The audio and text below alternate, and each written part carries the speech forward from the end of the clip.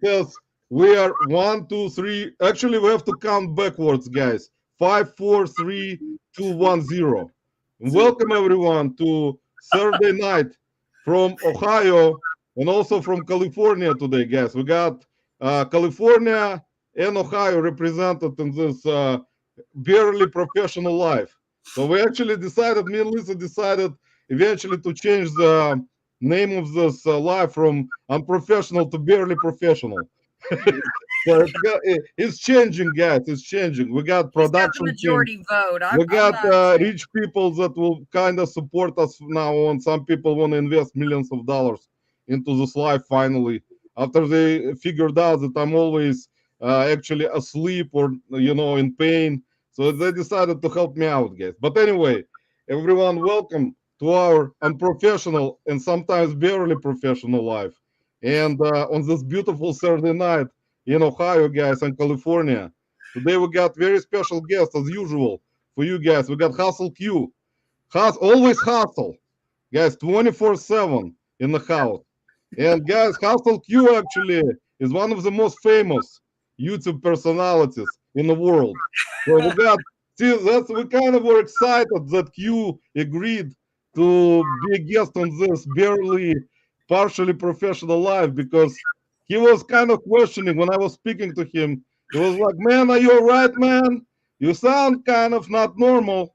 But I told him that's kind of me normal. So he kind of agreed to finally make an appearance, guys, after I asked him last 5 years to make an appearance. So Q, welcome, man. We appreciate you Thank you. to join us, me and Lisa, in this barely professional life where we're not sure exactly if we're resellers or not, or if we're YouTubers or not, or if we're part-time or full-time. So we're never sure who we are. But guys, let me say hello to whoever came in already, and also I really appreciate everyone who's going to be lurking and checking out this live later on. We love you guys. We appreciate you supporting us. Believe me, guys. Someday it will pay off, guys. I have a feeling that someday this live will bring us $1. So me and Lisa will make 50 cents. But we appreciate Make it we rain. I don't appreciate care. guys. I can take coins. Guys, believe me, it's all important for us right now because Lisa told me, why the hell we're doing this every weekend when instead we can just be sleeping or dancing or going I'll out go with the somewhere. sleeping. And I cannot tell her anything. I said I'm not healthy anyway, so I cannot go anywhere. But anyway, we got Little Debbie in the house. We got Big Bro Auctions. Big Bro Auctions is a big friend of Hustle Q. Big Bro, welcome. Appreciate you stopping by, man. We got Kristen, Ruler Squirrel in the house. Hey, bro. Hope you had a great 4th. Yes, Kristen. Actually, I had a good 4th of July celebration, which was actually not bad for me. To kind of escape my health problems, I've kind of turned myself off from health problems and turned myself onto 4th of July for a day, which is rare. We got Who Dat? Reselling with Woody in the house. Woody, welcome. Guys, Woody will be guest next week. So coming attractions for you. We got Mel Flipsut in the house. Mel, welcome. We got Hey, John man. and Jenna flipping and hard in the house. What's up, Roman, Lisa, Couple Q? How's everything? You got Q. You actually did you meet John and Jenna before because they're actually close to you to California? They're in Las Vegas, so I don't know if you guys met. Nah, I didn't even go. I haven't went to Vegas in a while. All right, we got Harry Hamstone in the house. Q. Hey, what's up, Everyone man? missed you, man. Everyone knows, guys. Q has so much energy. He's got amazing channel, guys. Bringing up a lot of laughs, a lot of jokes, a lot of games. Not like this on professional life where we actually never know what the hell we're talking about. We got Woody in the house, Lisa in the house. Lisa, thanks for stopping by today, by the way. Lisa said You're she so wanted to be on welcome. time. I have nothing Yes, better so to we do. appreciate that Lisa stopped by. We got Barbara or Barb. Barbara said to call for Barb. Barb, welcome. Hey, everyone. At the same time, see, Harry's here. I'm drinking 2 beers and watching. Harry, for this life, you have to drink something more harder, more like some kind of whiskey with like 80% proof, or like a bourbon, or like a moonshine. Harry, moonshine will be better for this life. So anyway, and we got Sal's Mercado, Heavy Helios. Salvador Mercado in the house. Sal, welcome. So Q, Thanks again, man, for joining us. Everyone haven't seen you in a long time, and about 10 years since the last time everyone saw you. So Yeah. you didn't change much. Tell everyone about you a little bit, your background. How did you become so famous on YouTube eventually? Tell everyone how this happened and what did you do in your life before you became famous YouTuber and reseller. So all that good stuff. So people will recognize you, and when you're already famous, so you're gonna be more famous. So tell everyone, man. Big Q or little Q. Oh man. Hey, hey everybody.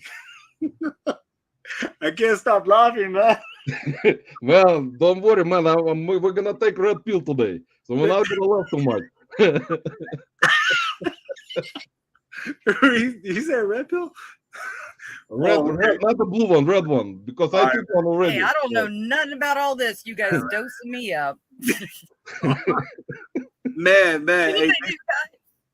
I don't know what's going on, but thanks for having me, though. I really appreciate it, man. Thanks for having me, man. Yeah, there's a lot of people here I don't even remember. I recognize. I don't know like that.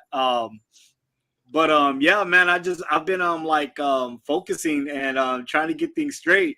I've been trying to clean the garage for the last 10 years. That's what's really been going on, and yeah, I'm still trying. I'm gonna keep on. I got something to do, basically. That's what happens. I got something to do, man.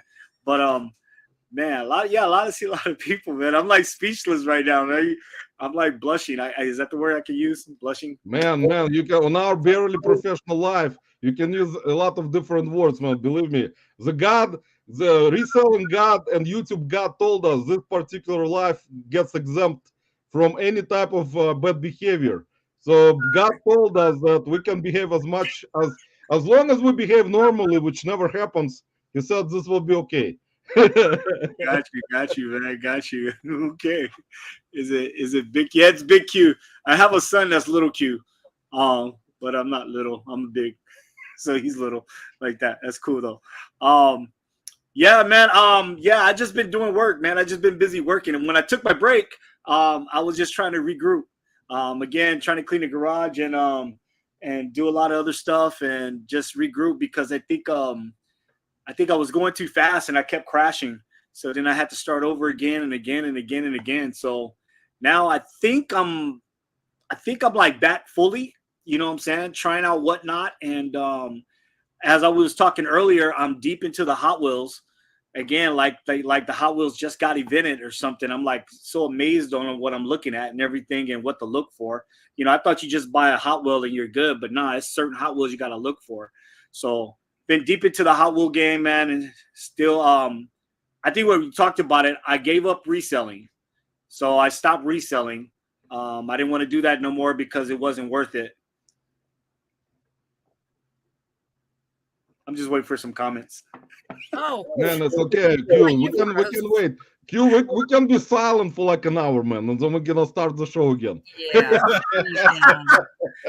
I'd like to see either one of you silent. By the way, Reselling with Woody was talking about uncensored podcast. But guys, check it out. I'll put the link later on. Woody and Chris and I think Alex and Chad, Wolfman's Goodies. They did some uncensored stuff, guys, which is actually much better apparently than this particular barely unprofessional life. So, guys, we check out Woody Reselling with Woody, the latest podcast, which was uncensored. They talked about a lot of different things about reselling, about life, about tornadoes in Oklahoma. So check them out, guys. It's very important. We got this Disgruntled Octopus. Octo, welcome from Australia in the house. Octo was our guest. One of our, we have like guys. We appreciate all of you that you agreed to be on guests on this particular live, because like after we were checked out by FTC, Federal Trade Commission, or whoever they are, they told us that they don't understand how this life actually exists. They I got kind a of were, cabin search. they were questioning a lot of things about us, guys. But I told them since there are not so many unprofessional lives currently on YouTube and in the world, then they have to give us a chance, guys. So at least we can at least be doing what we're doing, guys, for you, our great people in the chat.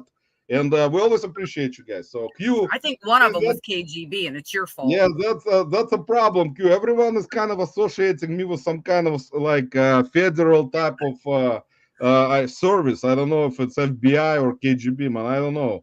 Wait, I did you cannot. say I cannot did you say cavity search? yeah, cavity search. Exactly. They wanna do some cavity searches on us and me and Lisa, but we kind of don't want to do that. So we They kind were of looking for Roman's camo. I don't know. yeah, they were trying to find something somewhere in some body part, but we don't have anything. So Big Bro was saying, man, that you're trying to clean out your garage for like Yeah. last 10 years. Is Yeah. that- Yeah, I'm still trying, man. I can't even walk around anymore. I got one little spot right here, and I got to jump over the rest to get out the door, basically. But I'll get there one day, and that's the good thing about it, knowing that I will get there one day. That's what I look forward to. That's important. I know, man. I know. So Q, what do you have a real name, man? Let us know if you want to reveal to audience what your real name is instead of a Q. If you don't, man, we understand. So Okay. we're gonna go offline after that. Okay, you ready? Here it is. Quantrell Germain DiCarpio. Can you say it? Sounds like Q to me. Yeah, that's actually, guys, instead of just remembering all that, just use a Q. It's gonna be. This is Q. That name was murdered all through elementary and high school and everything. They pronounced it every way but the right way. It was Quantrella, Quantrelli. Then one dude came out, oh, bro, I thought you was a girl. And I was like, come on, man. It was really bad, though. I knew an Armando Antonio Jose Ferrer Garcia. So, Man, it's actually not a. I mean, it's not that complicated of a name, to tell you the truth. But I would probably use Q instead, because I know I would make a mistake, most likely somewhere in the spelling, because I spell everything wrong anyway. So it's gonna be. But I can say Quantrell is actually something I can actually pronounce. Which is actually kind of surprising, but it is what it is. But guys, Q said, do not use that name, please. Just if you wanna call him by name, call him Q. That's gonna be. Q is good. Q is good. Yeah, Q. And also don't call him Leonardo DiCaprio, guys, because he's not associated with Leonardo DiCaprio, guys, even though his last name has some kind of association with Leo. He has a few more dollars than me, so he's got a little. He's more of a richer YouTuber than we are. Yeah, so he got a lot more subscribers and a lot more. I don't think DiCaprio right now has much more money after Titanic. No.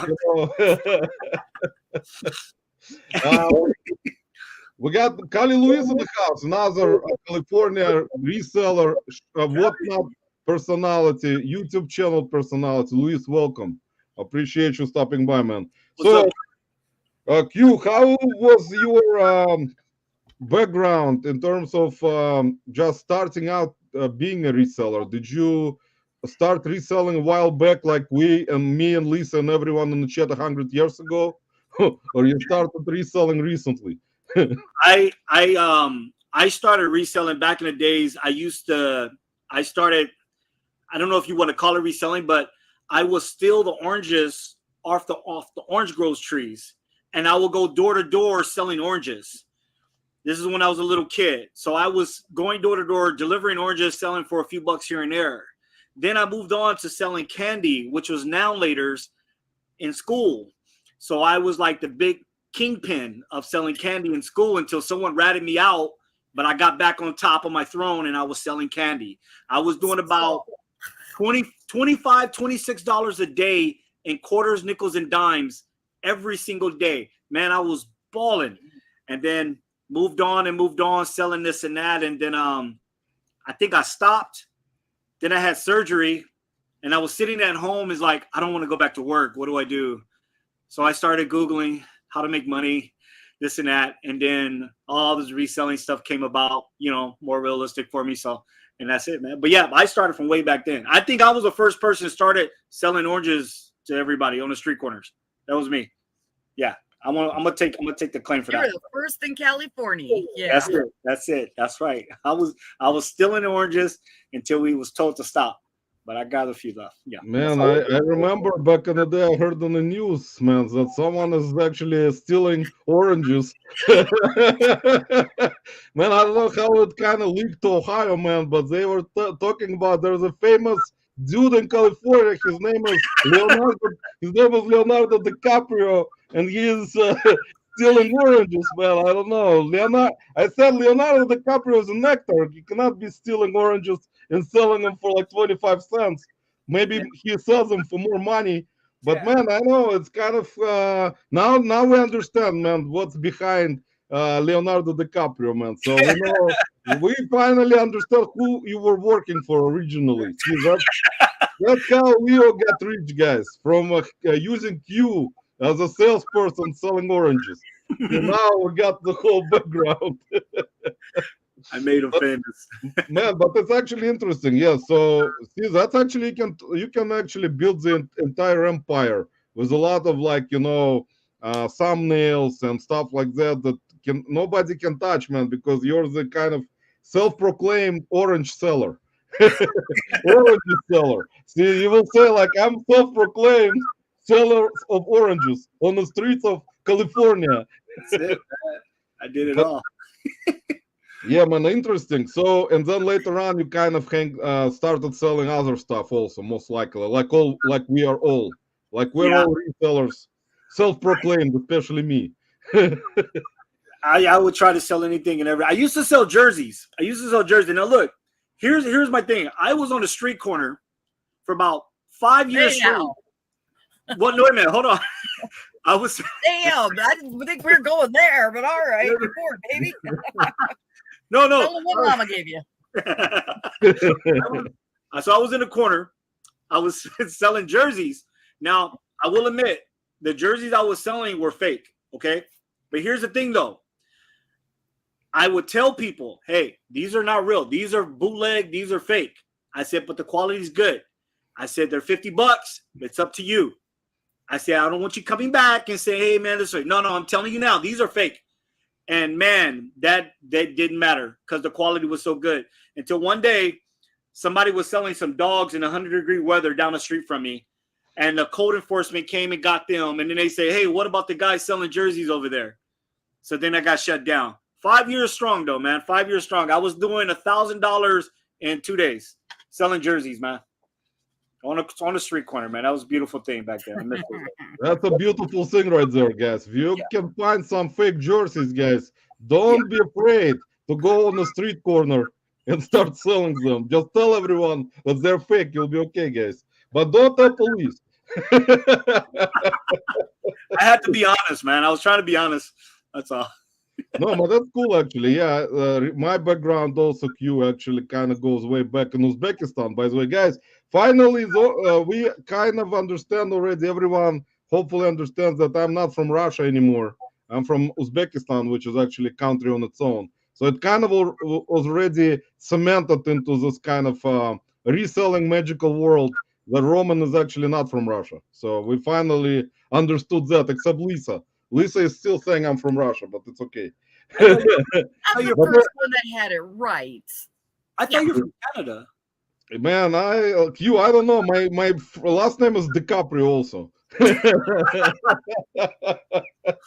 Man, me and Big Bro were born in Canada, guys. So we kind of ended up in the United States. So Big Bro said I will live in Indiana, and he said you go live in Ohio. So there's not gonna be too much competition, between us. But yeah.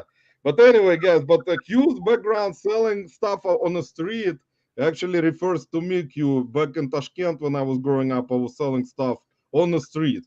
So actually, I became reseller when I was only, I think, 7 years old. So that's kind of goes way back, couple of decades ago. So it's kind of a good background and a lot of experience. Q also has a lot of experience because, guys, it's much more complicated. Q, do you agree it's much more complicated, in my opinion, to sell on a street corner to people compared to when you sit behind your computer and sell on Whatnot or eBay or any platform? What would you say about that? It's more complicated in the streets, man, because it's just more complicated. It's more dangerous. It's more dangerous because you can get robbed versus someone scamming you online, but like you can literally get robbed selling your stuff. I mean, I was having cash money all on me, so definitely more complicated on the streets, man. Definitely, it's really dangerous, I think, and especially nowadays. I think if I was still selling on the street corners, if I was selling jerseys, I think I'll have a mob of guys just ransacking my stuff and running away like they do in the stores now. That's what would happen. I think that would happen. So yeah. And I'm telling you for sure, most likely, man. Yeah, that's the thing. Unless you have some kind of, one of those stun guns, hands on you that you can use. I don't know if that's in my reseller kit. Yeah, we as resellers, guys, we cannot use any type of stuff like that. So we only have to use our fists or something like that. Do not use any stun guns, guys. It's kind of illegal. Use your fists instead. So, Q, how was your background with actual reselling YouTube world of famous people and personalities? How did you become famous on YouTube? Tell us the history of that. I think it was just the way I started when I did my first live. I just went with it. I didn't care. I didn't care what I looked like. I didn't care if I stumbled over my words. I didn't care. And it just went with it. And sometimes it flows out really good. Sometimes it doesn't. But I guess I just didn't care, man. I don't know. I just don't. It doesn't matter anymore. You just got to do it. That's it. Guys, you just got to hustle. When you hustle good enough, you're going to be famous like Hustle Q. So there you go. Hustle 24/7. Let me say hello to people who are coming in. We got Beard King Picker Alex in the house. Alex, welcome. We got What's Up, everyone? Vintage Sports Flips Keys, who's going to be here in Cleveland in a couple of weeks at the Nationals. Sports Cards Nationals Convention, guys, which is happening here in Cleveland in end of July in Ike Center. So Keys will be here. Hopefully, Keys, I'll hopefully stop by there because I know when it's going to be. I already checked it out. We got Silver Hair Stacker, one of the richest people in the reselling community. Todd Larry in the house. Actually, two people at the same time. So, Todd, appreciate you stopping by, man, and, being one of the richest personalities on YouTube to help everyone out. Big Bro is saying the correct thing. Roman seems to be on the right medication today. Big Bro, it's not enough of medication, man. I don't know. I need to take more. And John is saying Roman still claims the Soviet Union. Kind of, John, you're absolutely right. Since I was born in the Soviet Union, I cannot say, guys, that I'm from, directly from Uzbekistan now, because, see, the land that I was born at, it was still Soviet Union back then. So, you see, that's the problem. You have to be born at the country which doesn't exist anymore. So, I guess I'm from Soviet Union, guys. See, we got Michelle in the house. Michelle from here, from Strongsville, Ohio. Hello, Roman, Lisa Q, hi, HQ. Man, apparently your headquarters. But Michelle, thanks for stopping by. Hey, Michelle. Thank you very much. So, how was your YouTube channel? Did you decide to create YouTube channel more on reselling, or you decided originally to kind of start out the YouTube channel and do games? Like you've been kind of famous for it because your games, man, on your channel were really exciting games and brought out a lot of people in there, a lot of fun. I like them. How was those came up? I started, I don't know if you know this, but I started couponing first when I went onto YouTube. It was couponing, and I was new to the whole game, so the videos are very sloppy and everything, man. They were really sloppy. And then when I was doing reselling, but I wasn't talking about it. I was just couponing and letting people know where the deals were. And then slowly but surely, I got into the reselling game because I started seeing other people. But I just wanted to do something more. I just want to do something more exciting. So I was like, let me see if I can do a game show. And then it just went with it, man. And I'm still trying to do more stuff. I'm trying to find the time to get more stuff involved on the YouTube channel. But it just popped in my head. I was like, I sit there and think like, what should I do? And I'm just thinking, and I'm just looking everywhere, looking around, and the idea starts bouncing. For instance, Whatnot. No disrespect to anybody on Whatnot, but when I'm watching Whatnot, all I see is the guys putting up their stuff, selling, boom, boom, fast auction, right? I got bored. I'll be honest with you. I got bored. I was buying some stuff, but I got bored. And I said, you know what? We need some entertainment here. So what I'm doing now is doing a race. So it's a $5 mainline ticket for Hot Wheels and stuff. And I'm doing a live race on the app and everything. I even bought this track. I even bought this Hot Wheel track. Okay. This thing cost me $150. Okay. I'm still waiting for the rest of it to come in. But this is going to be a race that I'm doing live on Whatnot. And reason why I'm doing it, because again, no disrespect to anybody or Whatnot, but I was just bored. I needed some more entertainment. You know, I needed to see something more, some real action going on. So that's why I do game shows and, you know, trying to do this and that. That's it. That's pretty much it, man. Yeah, that's very cool, man. That actually is very cool track, man, that you bought. $150. Man, I can tell you one thing. What not better pay up for you buying this, for buying this track? Yeah, I'm pretty sure it's going to be your fun. taxes. Write it off your taxes, cute. Take it off your taxes as part of your entertainment.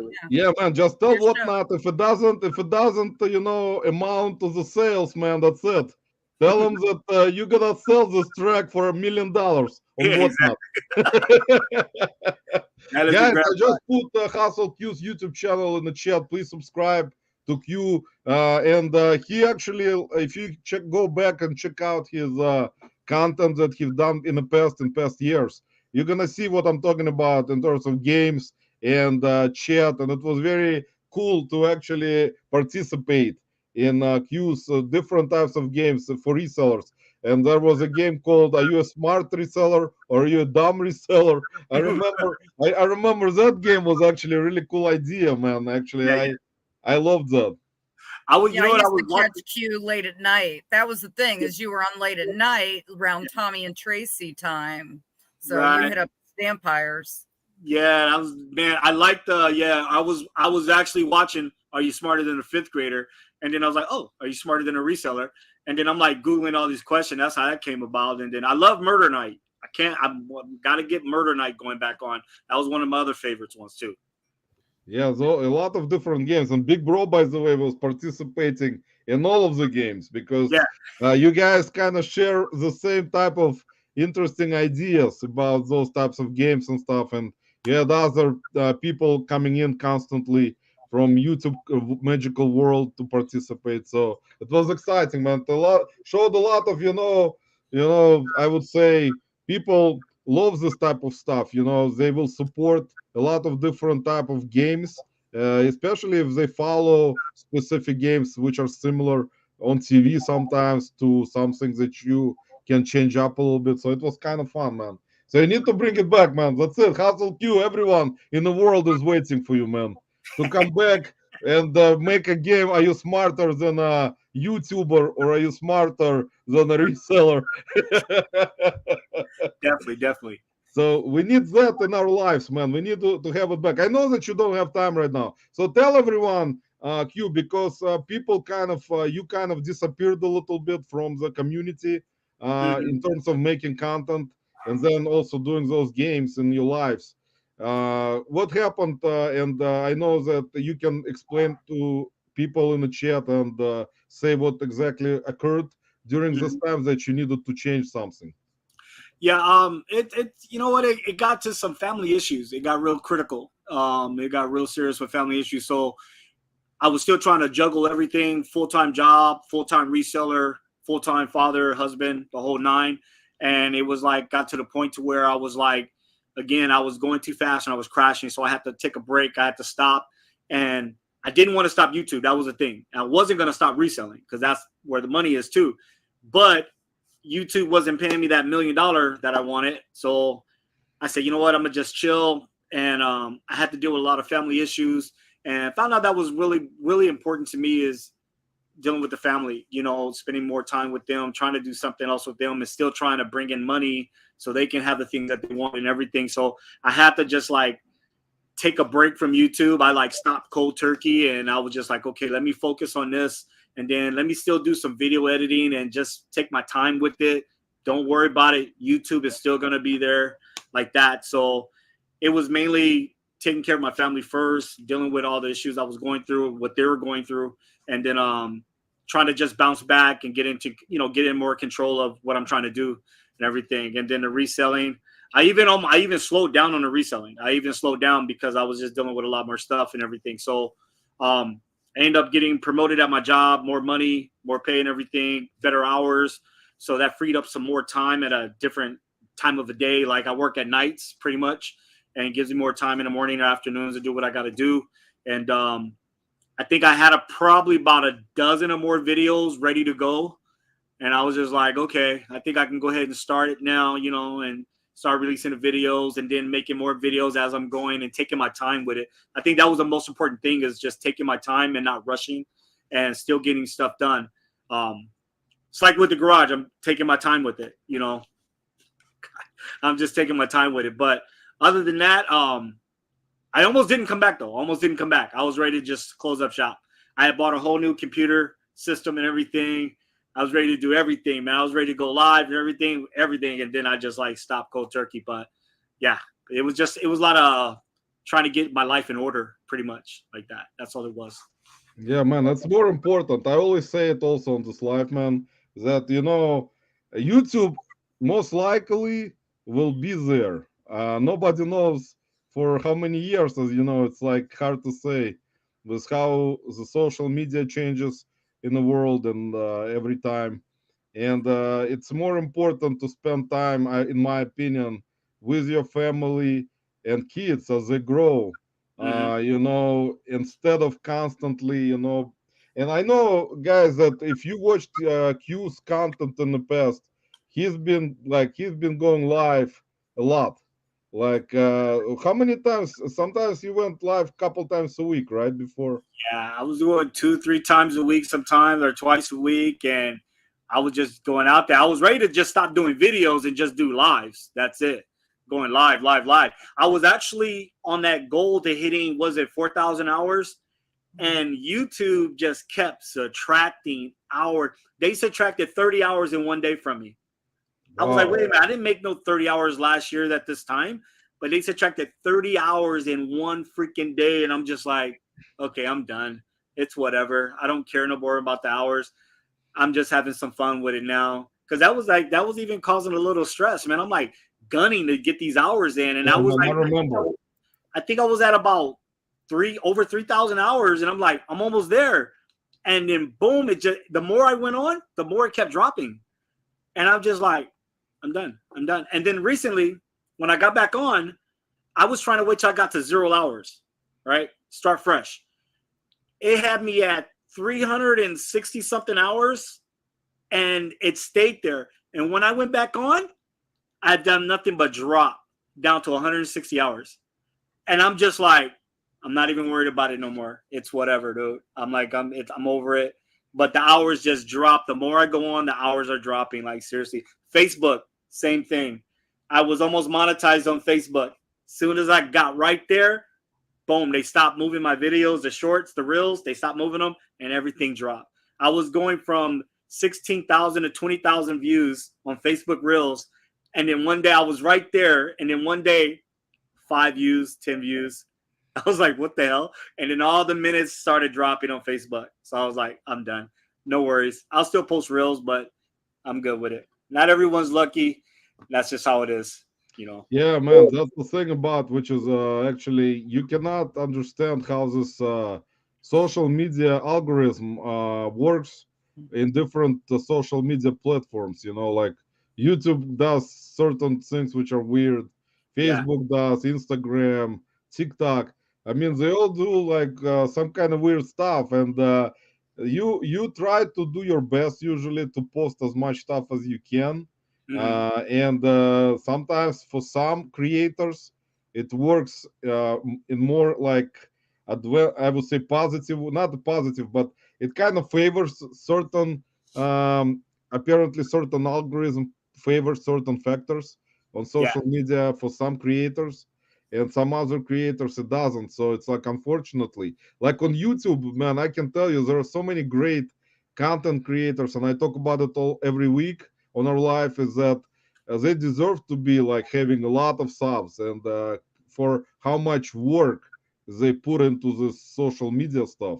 and they work and work and work, put out a lot of content, reels, shorts, videos, lives, podcasts, and nothing happens. Like there is no advancement. Like it may happen maybe someday, but like how long can you wait? That's what I'm talking about. And you are absolutely right, man. You decided that it is much more important to spend more time with your family and your kids, and concentrate on other things, and be in this constant chase of trying to accomplish something that most likely it's gonna take many more years to do. But and respect it, man. Believe me, everyone who is trying, it's kind of gets a lot of respect, because they kind of don't want to give up and try their best and do that every week, But it's just the way it is, man. I cannot explain it. I don't think anyone can explain it, man, to tell you the truth, that how this works. But I guess one of the days, like, you will wake up, if you continue making certain content, and you'll wake up one day and like go to your, doesn't matter if it's YouTube or Facebook or Instagram or TikTok, and you may actually, all of a sudden become like a famous person, man, like Leonardo DiCaprio. I'm gonna have to get a picture of this thumbnail or something like that. Yeah, that's what you need to do, man. You need to put some kind of Hollywood celebrities, especially you're in California, so you can actually try to get close to them and say, guys, let's do like a photo together and put it on the thumbnail. I'm gonna do something. I'll do something weird, man. But I've seen other YouTubers, and at first I was like, it's me. But I've seen other YouTubers that barely get any views, and I watched their video and I was like, man, this is great content. Like, but it's not being pushed out there. And it was like, I watch a lot of people videos, and I do my best to comment on everything. But like, I got 4 screens going on. So it's like I'm watching videos and sometimes I got to go back because I heard something like, what did he say? Like, but I look at the views on a lot of people and it's like, man, they're not getting that many views. And it's like, this is some great content, entertaining, funny, whatever, educational, the whole nine. But who gets a lot of views? You know who gets a lot of views? And I'm really irritated with this. And I got to share this with you. Go ahead, man. Share with the world. Okay. Now, look, I want you guys to hear me out first. I was trying to type in Mr. Beast. You guys heard of Mr. Beast, that one dude? Yes, of course. I was trying to type him in one day, but I misspelled the word because I hit the wrong key. So it went Mr. Breast. Okay. So what recommended and started popping up was breastfeeding. Okay. And I'm like, all right, I don't need my wife seeing this, it's whatever. But hear me out first. I'm looking at one of the little screens and I'm like, that's not even a real baby she's holding, right? This girl, okay, look, I clicked on it, okay? I clicked on it because I had to see if the baby was real, okay? This woman, beautiful figure and all, beautiful figure, had a fake baby, a doll, pops out her boob to show you how to breastfeed. 1 million views. I can't do that. Yeah. Oh man, I need to see, man. Send me the link, man. I need to watch that. It's gonna take me a week to watch this video. And it's educational purposes. She's not even pregnant. Come on, man. It's not fair. I can't whip out my boob and show you how to breastfeed. Not gonna happen, bro. I can't do it, man. Make that video. Man, that's that's the toughest thing, because you have family values, man. That's important. More important than taking out the breast and trying Be inclusive. Show how men do it.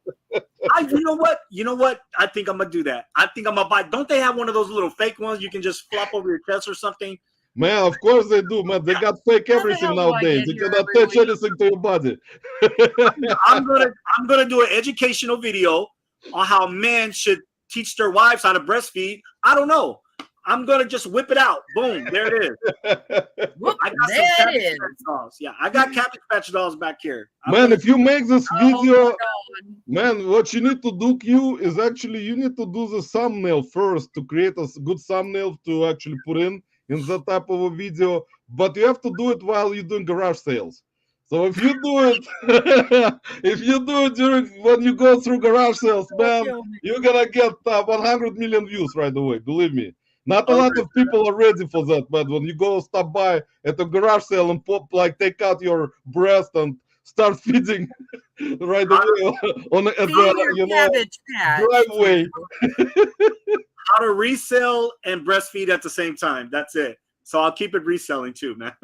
Yeah, man, we need to keep it clean type of reselling content because YouTube doesn't like any type of breasts or attachments or any type of sexual type of things. I guess there are content creators who create this kind of stuff, of course, but with everything, guys, everything is censored. That's the only personality on YouTube right now that is famous for doing uncensored stuff is Woody. So guys, check out Reselling with Woody because he's the only one. Let me say hello to Lori in the house. Happy Picker. Hey, friends. Lori, welcome. John is saying I've thought about quitting YouTube many times, but I keep pushing forward. Yeah, John actually and Jenna has done amazing job, guys, as creating this educational type of environment for, like, I would say, all types of reselling platforms, all types of reselling type of questions and answers, which are actually great. That's actually something that people who are actually not like me, guys, because I am like not educational because I like it sometimes, but I'm like not against it, but I'm like opposite of that. But they actually have a lot of people in their lives. See, that's Q. You see, that's the secret of being consistent and having subscribers, man. You have to be educational. You have to be clean. You cannot talk about any type of body parts, any breasts or sexual organs. You have to be like in your own type of thing where you explain to people why eBay crashes. You have to explain to people why shipping prices went up. See, that's what's important. The sexual things like sex and everything else is not that important. See, that's why I'm getting it wrong, guys, all the time. I'm always thinking about sex first and education second. See, I have to reverse it. I have to think about education first and sex second. See, it'll be difficult for me, guys. I don't know. My brain doesn't work that way. So I apologize. And also, Q, I can tell you, man, living in California, we talked about it backstage a little bit. Living in California, guys, is not cheap. So if you're living in California and trying to make full-time reselling money, I don't know. It's maybe Q can answer it for us. Q, is it possible realistically for anyone who's living in the beautiful state of California, with I would not even say like normal prices currently, but California is expensive state. So is it possible right now for resellers who are trying to go full time in the state of California to survive on reselling income, doing it full time? Is it possible to do in California? With my experience, I think it's only possible if you're renting a room, maybe just a room, but you would have to, I don't know, you couldn't even enjoy your time off because you steady have to work and work and work. I'm in a 4-bedroom, 3.5 bath, 3-story unit, 2-car garage.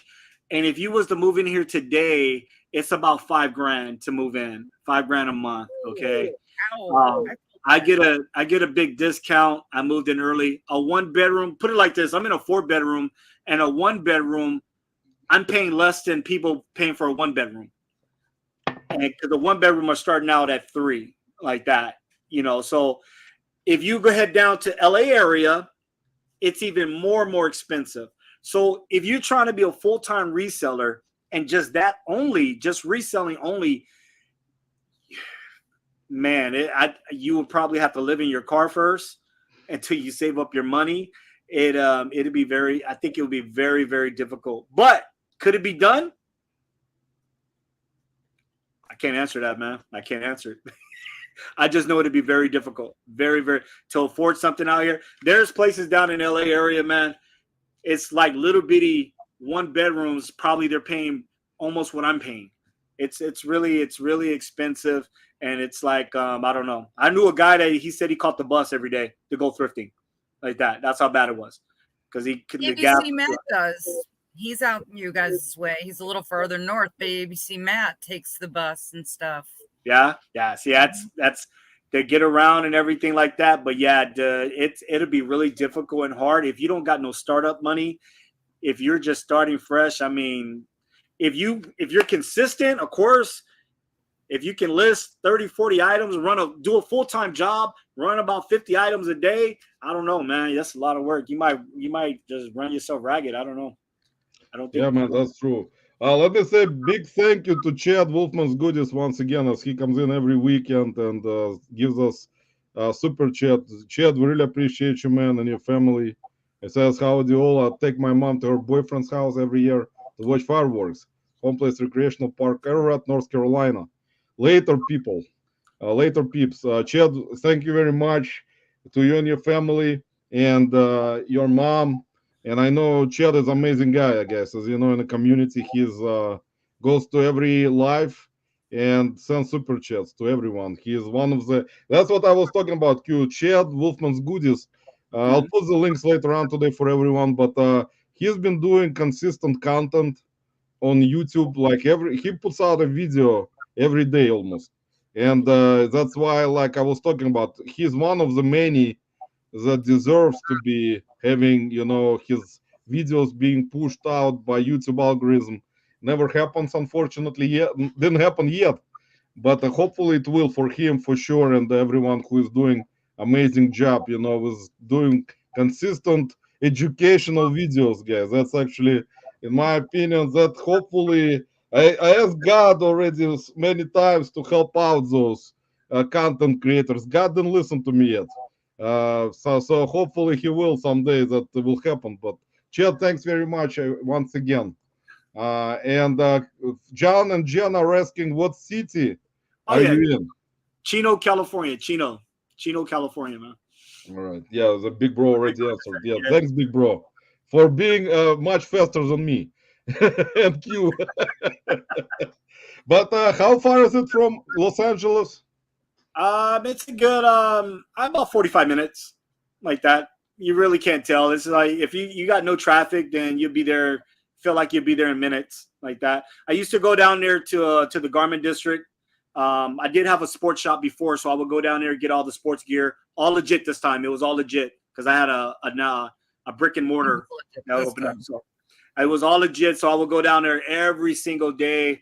I would get into arguments with other people because they were driving crazy, and they said I was driving crazy. So, when you're downtown LA, garment district, it could get really rough. But yeah, about 45 minutes away. Really good though.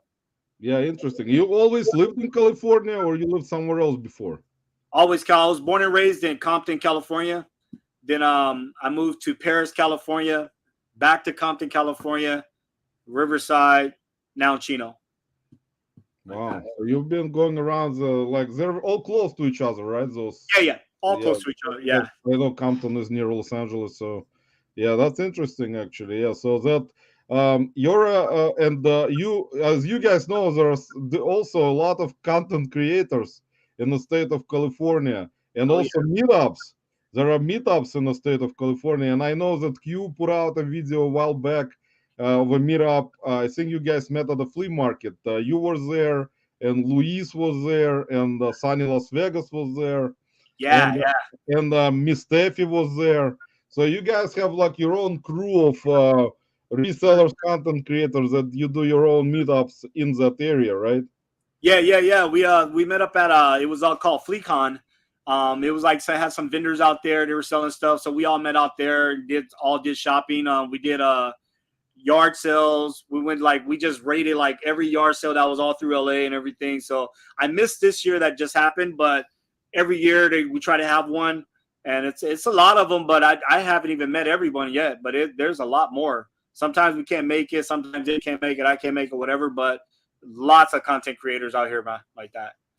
And also from Las Vegas, John actually just said he went to Chino High for his freshman year. See, there you go, man. Wow. Interesting. Yeah. So I'll put once again for everyone's channel. So if you're not subscribed, I'll put the channels for everyone queue so that you can subscribe if you're not.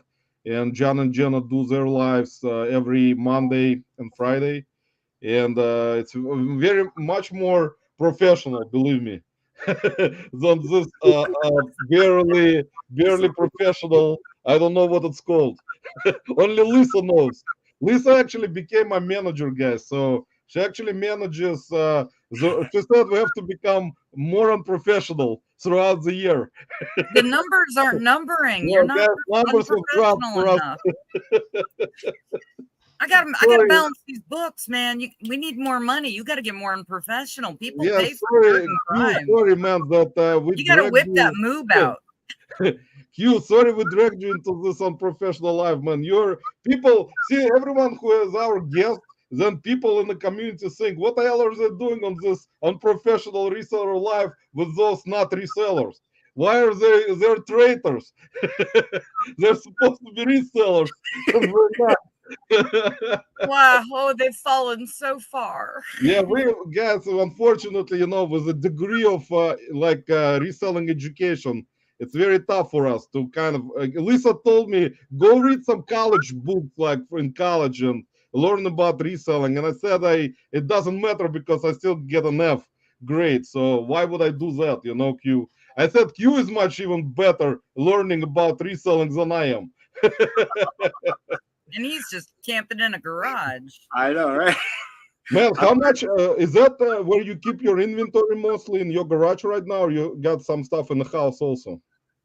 Yeah, I do have some stuff upstairs in my kitchen area that my wife is like yelling at me on a daily basis. I got stuff right here in my hallway by the front door. Yeah, just a little bit of everything. It's all over the place. But every time I get something cleaned out, I find something else and I have to get it because, it's there. I'm like, I found a bunch of books sitting by a garbage can and it was like 6 books and they're worth money. And I grabbed them and I set them on the kitchen table. My wife's like, what are you doing? I'm like, I'm doing stuff. Just stop. Leave me alone. Man, I can tell you, Q, it's important to listen to your wife sometimes, man. I learned that this like once in a while. It's kind of difficult, man, because sometimes wives can be tough, man, on a lot of things. I keep my inventory all over the place. That's why I usually sleep outside most of the time with a lot of animals. So that's why I have to take a shower sometimes. So I have to come in home and take a shower, at least use the bathroom, because I cannot go to the bathroom with all the animals outside, man. They kind of think, what the hell is this guy doing? It's our place. It's our, spots. He's taking up our spaces. But get rid of the shit in the house. Yeah, the animals even tell me, go into your house like a human. And I tell them, guys, I apologize. I cannot get in.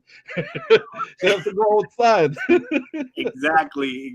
Yeah. So how much inventory currently you got on that you use for I know, do you still put stuff on eBay currently, or you don't do any of that stuff anymore?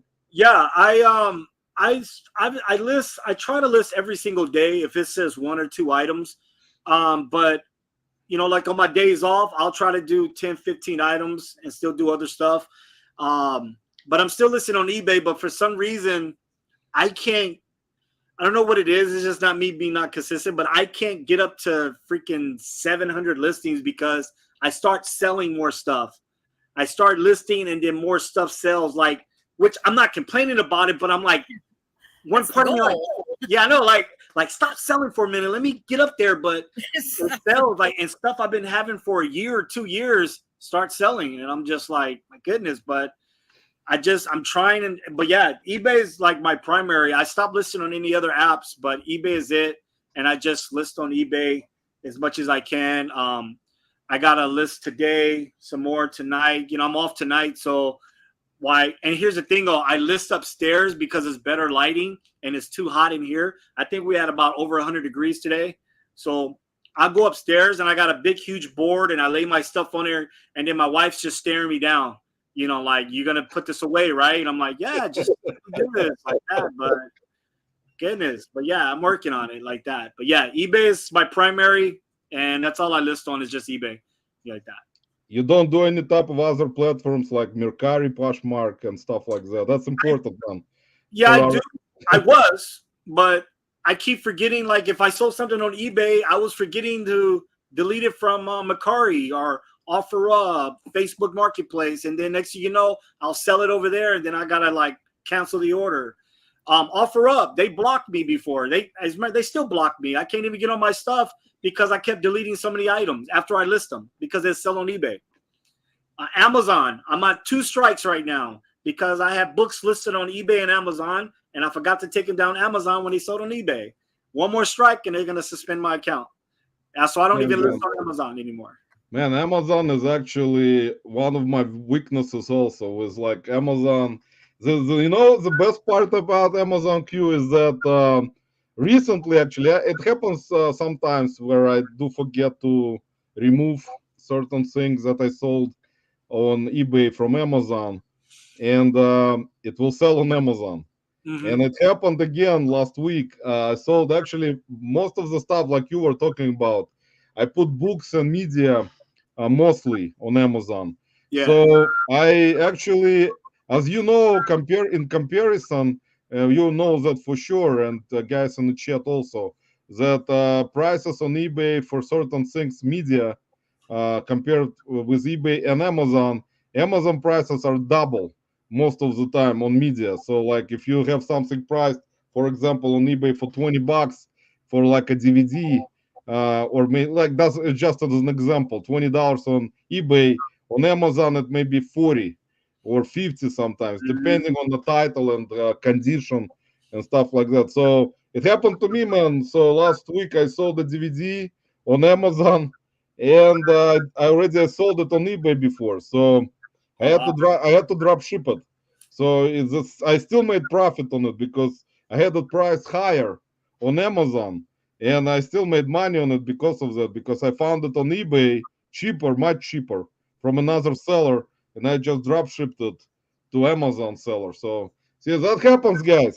It happened to many of us. Nobody's perfect, guys, especially me, guys. I'm usually not perfect ever. That's why I sleep outside with animals. But yeah, that's sometimes, guys, that's a thing about it, Hugh. That's why listing on one platform. And now, I'm not gonna, kind of say that every perfect reseller needs those cross-listing tools, cross-listing.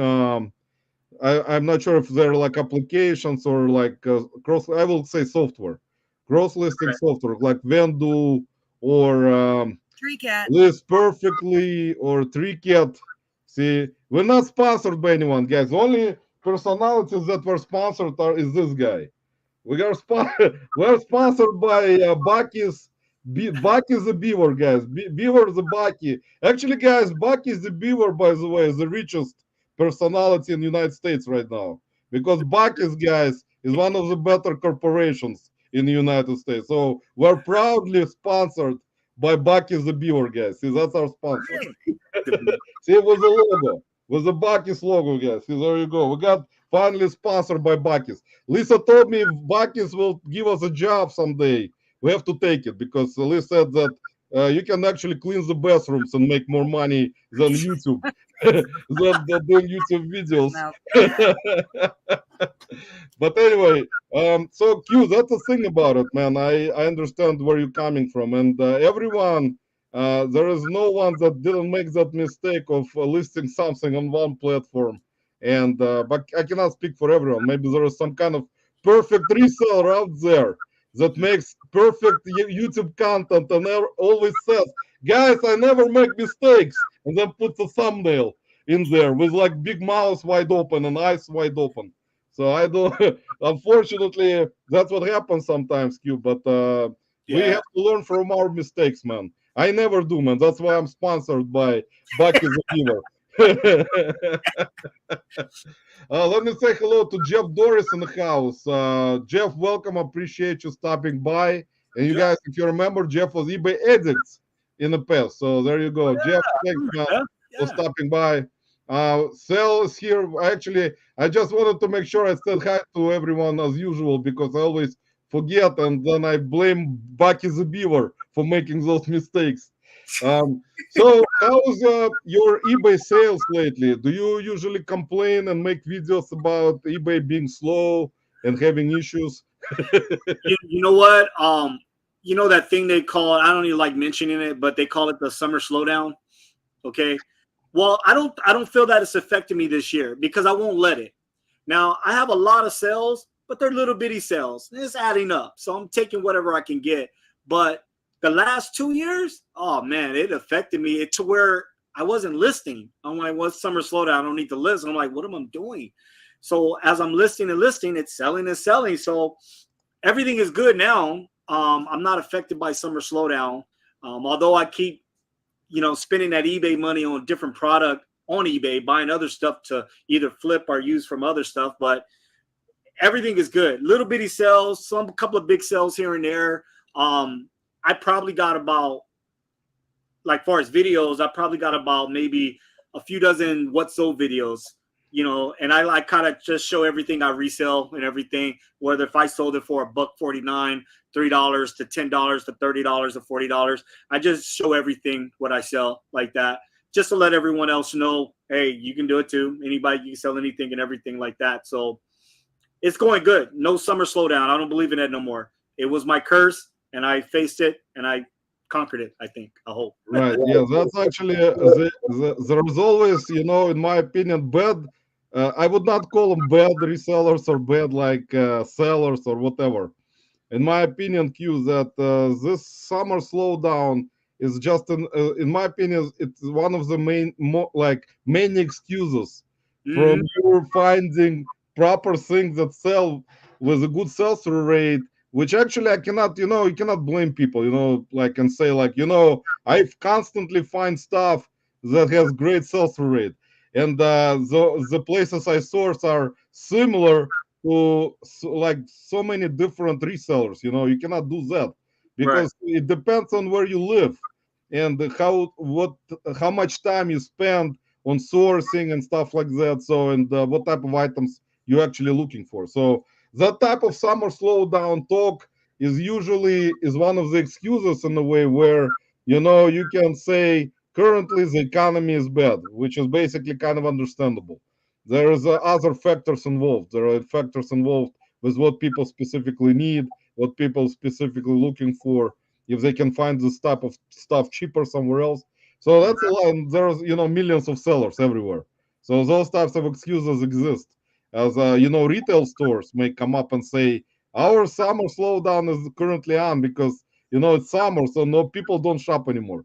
So people don't actually shop for stuff they need, or stuff that realistically has decent sell-through rate. And I usually, I say it, I said it before that if I sell crap that nobody needs, it's not gonna sell. So I can only blame myself for that.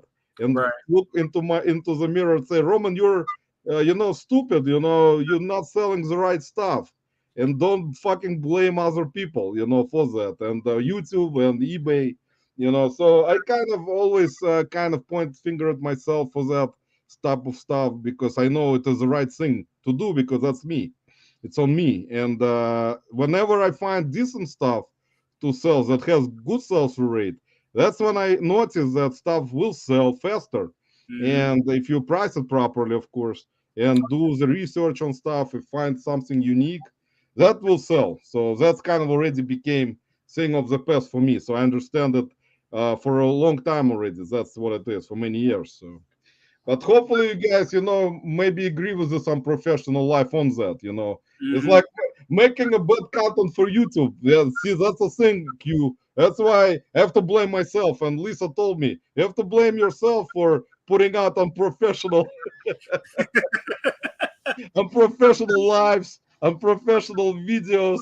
But I said, God, please forgive me for all my sins. Here he goes with God again. God actually realizes this is like my world of Roman. So God kind of said, Roman, you can do for now whatever you want to do, but try to at least sell something. You know, otherwise I will not forgive you. So how's California altogether on sourcing, man? Like in your area, in Chino, what are the spots, would you say, that are still like considerable for people who try to resell either full-time or part-time? What are the best chances for them to find certain things, say, around your area, where they can look for? Like, what are you looking for? Do you go to like thrift stores, or you go to Amazon, like bin stores, or like flea markets? Tell us how you do that. I normally when I do go out, I was going to the Amazon bin stores. They done popped up everywhere out here. So normally I try to go when it's like a $3 day, and I look for the books. I just look for the books only. But somehow somebody's beating me to him, and he's making a deal with them. So I go to the thrift stores. There's a lot of places to source out here. There's a lot of places. One thrift store I like, they do a point system. Every $125 you spend, you get $10 credit, and it never expires. Every Thursday they do 40% off after 3 o'clock. Holidays they do 50% off the whole entire store. So you can find so much good stuff. Thrifting. My yard sales though, the garage sales, I'm having bad luck out here. I don't know. I might have to travel out of the city, like the next city over. But the garage sales is no luck. I've been going by garage sales. I mean, I will lose sleep just getting up early in the morning and trying to go, and I can't find nothing. Like nothing resellable, nothing profitable, anything like that.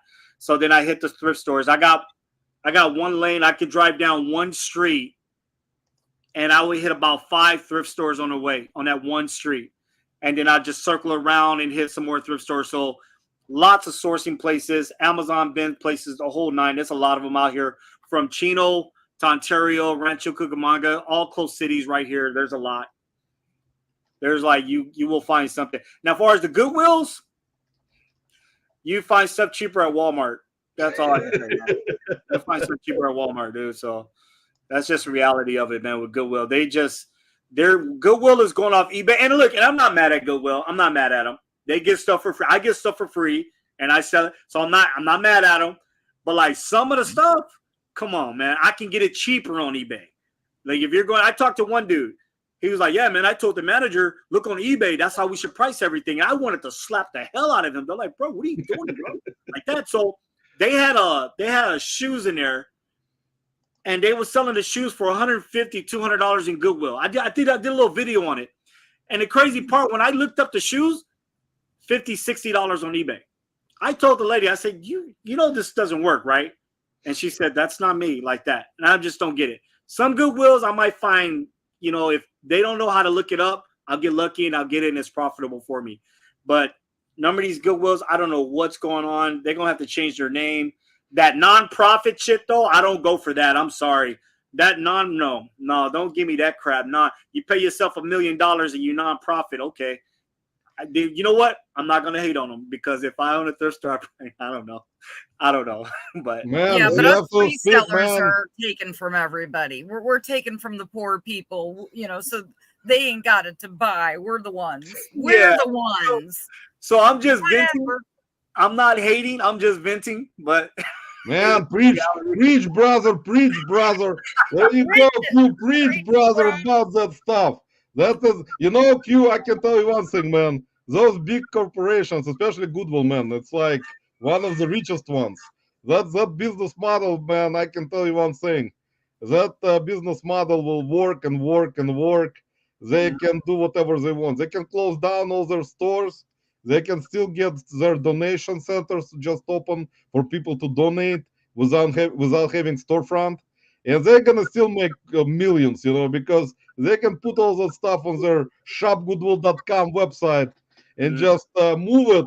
It does move, man. I can tell you one thing. I go to that shopgoodwill.com website and I look at certain auctions and locally and how much stuff is selling for at those auctions. It's just crazy, man. I don't understand, because I can tell you one thing.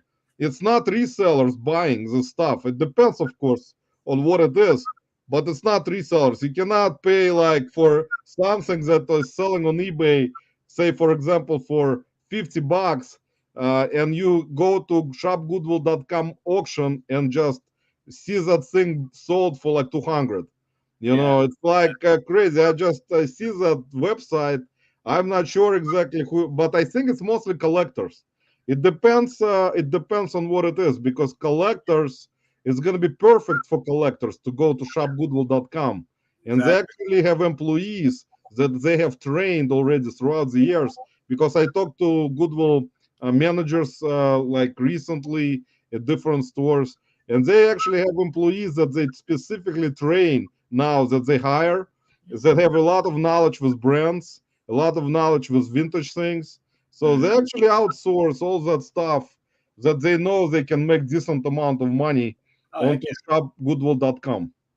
I actually, right before the pandemic at the Goodwill they offered me a job, because they were like, you know, you seem to know all this stuff and everything. They offered me a job to price stuff up. I'm like, that'd be shooting myself in the foot and, you know, putting me out for a lynching by the rest of the reseller community. I don't think so. I'm not going to be on the hit list. So, yeah, Lisa, but what would you, resellers to do it. Lisa, what would you do if they told you, Lisa, we're going to give you, like, say, for example, 70,000 a year salary if you're going to work for us and price. Q, would you do that, man? If Goodwill CEO or one of the Goodwill managers in your area, you come in there and they tell you, Q, why would you, like, we're giving you a job to just price stuff that we're getting into our Goodwill donation center. Would you be willing to accept our 80,000 a year salary and forget about all your YouTube friends, all your YouTube friends, all the reselling community, just work for us, you know? What would you do, man? I'll be honest with you. I would love the money, but if they was to give me first pick at everything I wanted for free, I'll work there for free. Sometimes. Yeah, there you go, guys. you let me come in, I'll come in part-time, and if you let me pick what I want, maybe give me so many items per day every time I come in to help for free. Yeah, of course, I'll do it. I even told the lady at Dollar Tree for the Hot Wheels, I said, I'll come and restock the Hot Wheels for free. Like that, if you just let me do it first, you let me hold the box. And she just looked at me like I was like strange or something. I'm like, sorry, you know. That's better than the people with the flash lamps, the torches at the flea market trying to help you. I'll help you set up your trunk. Oh, here, let me help. Oh, wait, what? Yeah, I don't even know you. For that? I just helped you set up, you poor little tiny woman. Yeah, whatever. Man, I'm telling you, that's the thing about it. Lisa is talking about this also. Like, you know, why would I do that? Even if they offer me so much money in salary, I will not be a traitor and do that. Now give me health insurance, and you know, hey, that's right there. Yeah, but you know, there are other. Of course, they hire people with. I think, in my opinion, they do hire people who are good resellers, like not good resellers, but have certain knowledge of brands, and they can, you know, been selling for like on different platforms. So I'm pretty sure they do hire those types of people, like with a lot of experience in different type of platforms, brands, and stuff like that. So they know exactly what exactly they are looking for and what type of stuff to outsource, because they're not stupid. They're still gonna put some stuff in their store, but a lot of it that's gonna be bringing them more money because they're freaking greedy. That's still gonna be, you know, on their shopgoodwill.com website, and you're gonna have to go do bid on an auction, right? So it's one of the things, but it is what it is, guys. That's how world is, guys. You know, people, corporations are greedy. They have like, especially CEOs, not employees. And Lisa was talking about, and Q, I think that the mission. Always Lisa, because I talk so much. Lisa is very, you know, kind person, guys. She is not gonna take 100,000 a year salary. Well, now we're up to 100,000. I'm selling you, guys. She will be stuck with Roman instead on this barely professional life, which doesn't make any fucking money. Oh, man, I love you. Guys, our pride is to be poor. See, that's the thing. We're not taking any salary more than $500,000 a year. We're still gonna be poor. I'll be right with you. 100 grand. I'm gone. I'll sell my children for 100 grand. That's important. See, that's why this life never goes off the rails, guys. We actually kind of decided, since me and Lisa kind of declined our $100,000 a year salaries, to stick with this unprofessional life and do it for free, guys. See, there you go. Because we love our work so much. We're doing a great service. It's morally and ethically the right thing to do. Yeah, morally, guys, it is actually. And only Finally, hurt a little bit. Lisa told me, Roman, it's the right thing to do. Repeat it into the mirror every day. So, Q, how is your guys? By the way, if you're not, I actually put all the links for Q's Instagram, and also very important part, guys. Whatnot. Q is doing whatnot, guys. So we have a guest on this live that does whatnot, which actually happens like very often nowadays. So Q, how's your decision to go into whatnot live auctions started? Did you originally start watching the shows and then decided to try it out? Yeah, I was always like watching it, and when it first happened, I was like watching it, and then somehow it kept signing me out. Then I like stopped. I told my cousin about it a while back, and then later on, about a year later, he comes at me. He said, "Hey man, have you ever heard of Whatnot?" I was like, "Yeah, dude, I told you about that a long time ago." So he started selling on it. Then my daughter started selling on it before me. And then I'm like, wait a minute, if she can do it, I can do it. My cousin, I can do it too. So I got on there, started, and it is rough. It is hard, man. You know, when you have that one person in there, I'm like, cool, I got one person. And my daughter said, no, Dad, that's just you. You know, it's just you in there. No one else is watching you like that. So I'm like, oh, okay.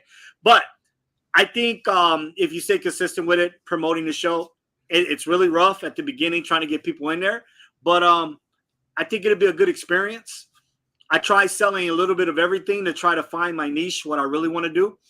But I think if you can get in there and do something weird, crazy, you know, some people got that what's it called, a raid train or something like that. I think that's VIP only. So I'm not VIP yet, I guess. So you know, I'm just on my own right now doing my thing. So I think it's gonna be really good. So I just decided, I saw my daughter doing it. I said, hell, I can do it too. And I went on there. I like did it. I mean, one time I was on there for like 5 hours, man. But I didn't start selling until the last hour and a half. Like that. That's how crazy it was. I was like, I'm gonna stay up here all night until I sell something. And I'm waiting for the big guys to jump off. So I outlasted them. They went off, and I was me and two other people on there. And I think the most I had in my chat was in the group was like 22 people. I was freaking excited, man. It was good. 22 people. Hell, I only needed 10 people, but 22 people. So I was excited. Nice. That's good, man. That's actually good thing. How many shows have you done so far? I probably only did about, after experimenting, like what I really wanted to do, I probably did about 4 or 5 shows, 6 shows. So I was just trying to figure out, like, what do I actually want to sell? Because I wanted to just stick to one category. The one thing I didn't want to sell was Funko Pops, because that shipping could be murder, because they're just big and everything. So I did clothes, and I wasn't really feeling the clothes. And then when I got into the Hot Wheels, I was like, you know what? These are easy. These are easy to find. But then when I did the Hot Wheels, I was like, wait a minute, it's not what I expected. But it's like, you know, anybody can go get the Hot Wheels for $1.25, and you're on Whatnot trying to sell it for $2, and then someone buys it for $2. You made what, 25 cents or something? Yeah, that's right. That's actually right, man. So that's why I looked at it. I said, you know what? I got to do something different. Let me do a race where people can get in a race. Everybody's going to win something. I'll still make a little profit, and then have fun at the same time. So on the 11th, 7-11 is my day that I'm going to go on, and then I'm going to try to do it every Thursday night. And I'm talking like 10 o'clock at night or so. Every Thursday night, we're doing races, all Hot Wheels and everything, and going from there. But one key thing, what you got to do is this. If you go on Whatnot, people, get all your family members to log on, so it looks like you got a lot of people in your room. And then that way, other people will come in there that you don't know, because they see people in there and they're like, oh, they only got one person in there. They might move on. They might click on you to see what you got. but it usually works when you got everybody, let's say your family members and even your friends, the people that's not going to buy nothing. Get those people just to hang around in your chat and just leave them there. Like, you don't got to do nothing. Just stay there. And so it looks like you got a lot of people in there. I think that works. It worked for me. It worked for me. Yeah, Lisa, man, Lisa told me that the only way to succeed on Whatnot is Oh yeah, because for I a know. bunch of trolls to go into your Whatnot show, like 100 trolls, and just you're gonna have like 100 trolls, and everyone will say, "Wow, there are so many people in there, and all of them are trolls." Man, that's the way to success, she told me. But anyway, yeah, but that's good, man. And you called your Whatnot. By the way, guys, I just dropped the link for Q's Whatnot. So if you're not following him, please follow him on Whatnot. And your next show is in July, right? Right. Yeah, July 11th. July Yeah, 11th. July 11th. Yeah. So guys, please follow if you can, and stop by at his Whatnot show and support him. And you called your Whatnot store Wheels for You. So guys, it's an interesting concept. I changed that name like 3 times because I didn't know what I wanted to do. So I just said Wheels for You. And then because like I was at Reseller Q, and then when I would go into the Hot Wheels rooms, they were like Reseller. And they like, I just felt strange all of a sudden because the way they pronounced it.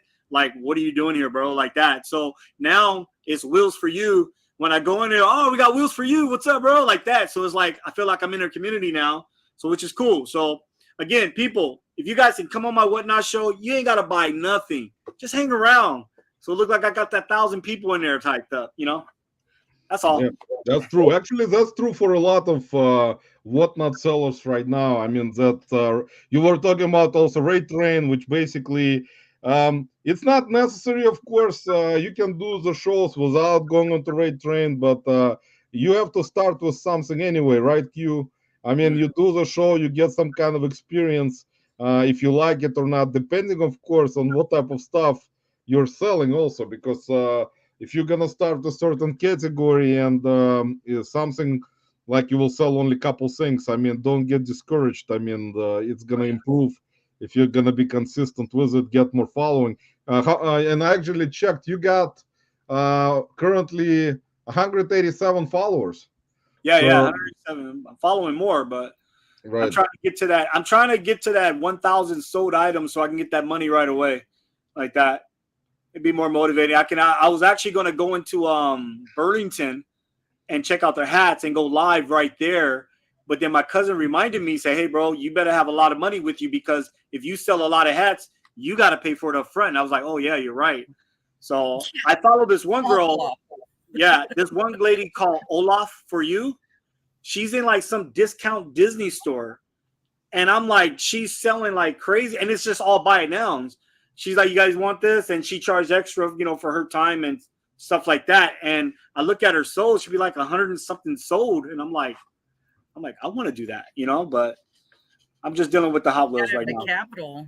That's cool, man. Yeah, that's if you find certain category like toys or hats are good actually because they're cheap to find, depending, of course, what kind of hats. Yeah. And also they're like lightweight, so you're not gonna, it's not gonna, because with Whatnot, as you know, you have to watch for shipping because you cannot put up heavy stuff in there, and you know it's gonna go over your shipping cost, and you have to pay out of your pocket, man. Or Whatnot will charge you for shipping, man. So you're gonna lose money. They'll charge you like if you're shipping a boat or something, man. They get ridiculous sometimes. I went over and I'm like, wait a minute. I don't like their dimension. You go over that dimension, it's over. Exactly, man. That's, you have to be careful with that. So learn about that stuff. And actually, Hot Wheels, they don't take a lot of space. You can put them in a small box. So Yeah. see, that's a smart idea, guys. Sell something small, and also go to other water auctions and watch what everyone is selling. And I've been doing it already for a while, so kind of already have experience with knowing at least what is better for Whatnot and what to look for. Plush is kind of popular as like, it's kind of weird for me. Do you sell plush? Did you ever sell plush and Whatnot? No, I thought about it, but then I just didn't. I mean, I sell quite a bit on eBay here and there, but I do get a lot of plush, and I haven't even. I mean, I got a lot of plush laying around that I haven't listed yet and I'm trying to go through. But I thought about it, but then I was like, I don't know if it'll work, but who knows? Maybe I'll do another channel and whatnot and just do something maybe plush. If I could get more plush, though. The thrift store I go to, they give you the big bag of plush for like $3, $4. If you catch your 40% off, it's even better like that. So, Right, and that's actually, yeah, that type of stuff like plush is actually perfect for whatnot, because even if it's pre-loved or like most people, of course, I don't know. I usually, if it's really like, if I find plush and it's like it has stains, it depends. Like if it smells, put it in a washing machine. right. Because you don't want to, guys. I mean, for me, it will be disgusting to just, even for whatnot, if I'll do whatnot with plush and just know myself that plush is not smelling right. I mean, I would not be able to put it for an auction, guys. It's gonna kill me inside. So Make sure that's it's something I clean. I was just don't do thinking of that. baby formula on a plushie. Yeah, don't do that, guys. Try to at least not even sell it or just throw it away or wash it. If you, because I mean, you're not gonna lose money on it, but at least customers, people who buy it, at least will be happy. But Big Bro actually brought out a good point, guys, in the chat. He said that Goodwill overlooks glass. CQ, that's important category that people, resellers don't look into. And Big Bro, guys, by the way, who is doing his auctions on Sundays and Tuesdays. See, Lisa, finally, and John was saying that I will keep calling Lisa. Lisa, it's not going to change, John. Lisa says she will fire me eventually. Lisa. She said she will finally fire me for incorrectly telling her name all the time. And she said eventually she'll have to change it legally to just one S instead of two. Well, so you're Rumen. Rumen and Lisa. Yes, yes, that's a thing, guys. So we kind of decided, but anyway, Big Bro brought out a great point that Goodwill, if they put out glass or ephemera sometimes, or vintage certain things, they don't they overlook a lot of that stuff. So if knowledge, Big Bro actually was a lot of ephemera knowledge and glass and dolls and stuff like that that a lot of resellers don't try to learn about it much. And Yeah. they kind of overlook those types of things, and that's why it's a lot of knowledge when you actually learn about those types of items, and something that's not simple for Goodwill to try to research. See, Right. that's important. That's one of the things. Let me say hello to Nicolo Presto. Nicole, welcome. Appreciate you stopping by today. And Reselling with Woody sent us $10 super chat for me to go to Goodwill. and buy inventory. Woody, appreciate it, brother, very much. Please support Roman Shop Wolfman's Goodies. Appreciate it. Woody is another great person, guys, that always has great heart. See, me, guys, on the opposite, I don't have a good heart. but, but guys, Woody, appreciate it very much, man. And stop chasing tornadoes in Oklahoma. It's not gonna get you far. No, I'm kidding.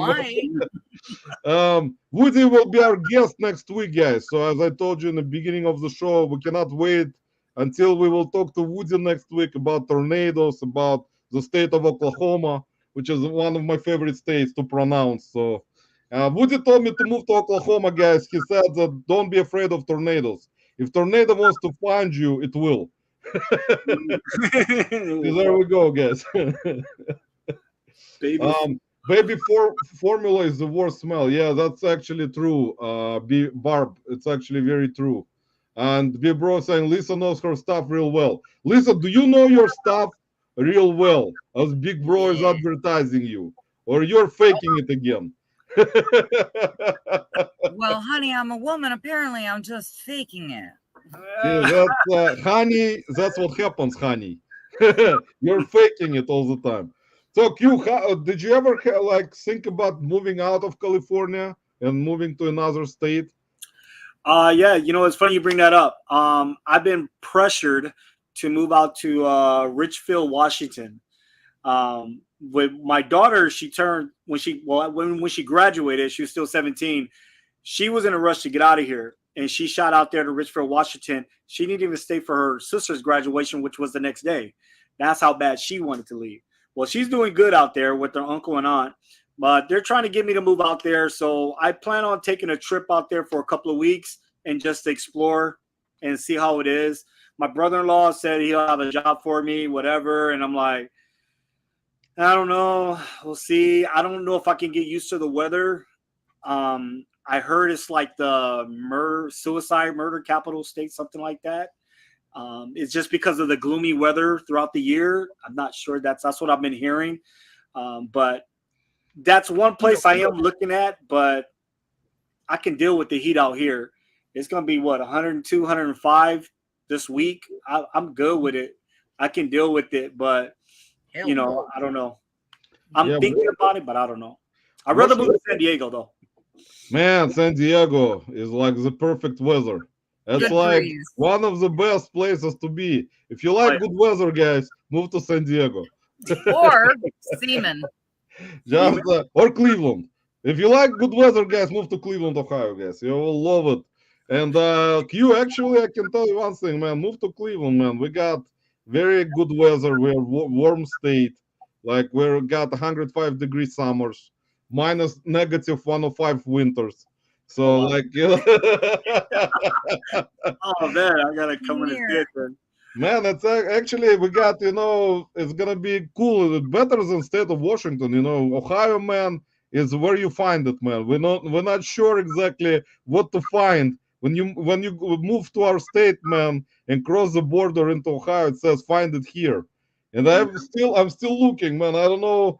I'm still looking to find something, man. I cannot find anything yet. But I do want to plan a road trip, though. I might want to take a month off instead of a couple of weeks.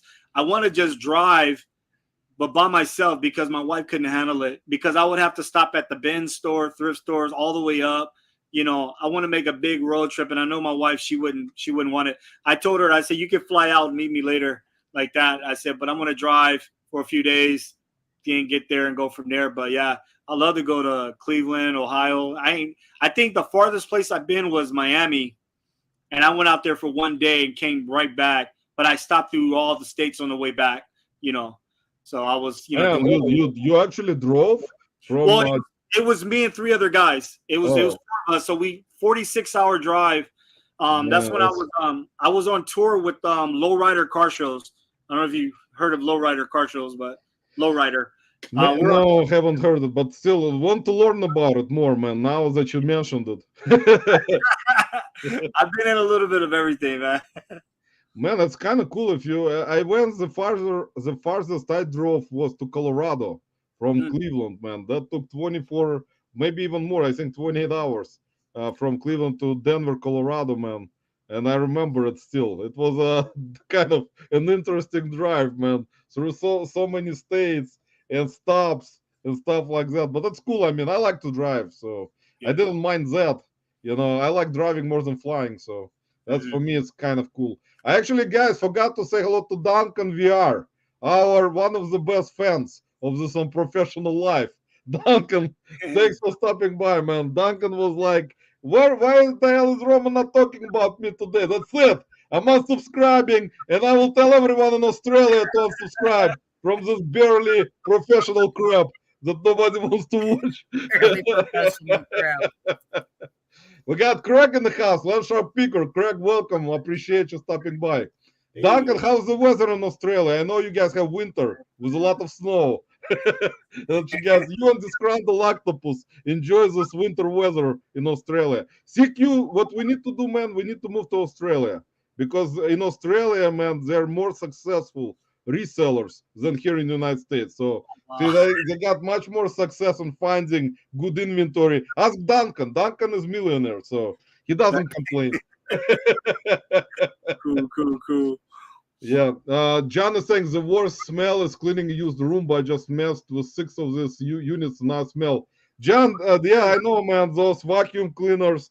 Actually, was at the bins today, and someone was going through the bin, and there was a vacuum cleaner. It wasn't Roomba, but it was like Hoover or something, and they threw it, and this whole bag with all this dust just came apart, and it just blew up, and this whole bin was covered in this dust. Man, I don't know how people actually clean those vacuum, but it depends on how. Like if you find a Dyson, yeah, you're gonna spend time on cleaning it because it sells for like possibly $200. So Yeah. if you find it cheap at the bins for like $10, man, why not? Why not clean it? But it's a lot of work. You have to You put clean it out in a all the. plastic bag, hold it, the breeze going that way, and you shake it. Learn Yeah, from a housewife. that's the thing about. We got Archie Biscuit Butt in the house, guys. See, Archie's saying the worst is There's the smelling John's buttery pants. Yeah. Archie, welcome. I know, man, that you're busy today. You're going on different dates. Q, Archie is one of the most famous personalities in this YouTube world, and he actually has like told me before that this life sucks. He said that, Roman, you have to stop doing this crap. He's like, why are you even inviting people? Nobody wants to listen to this unprofessional life.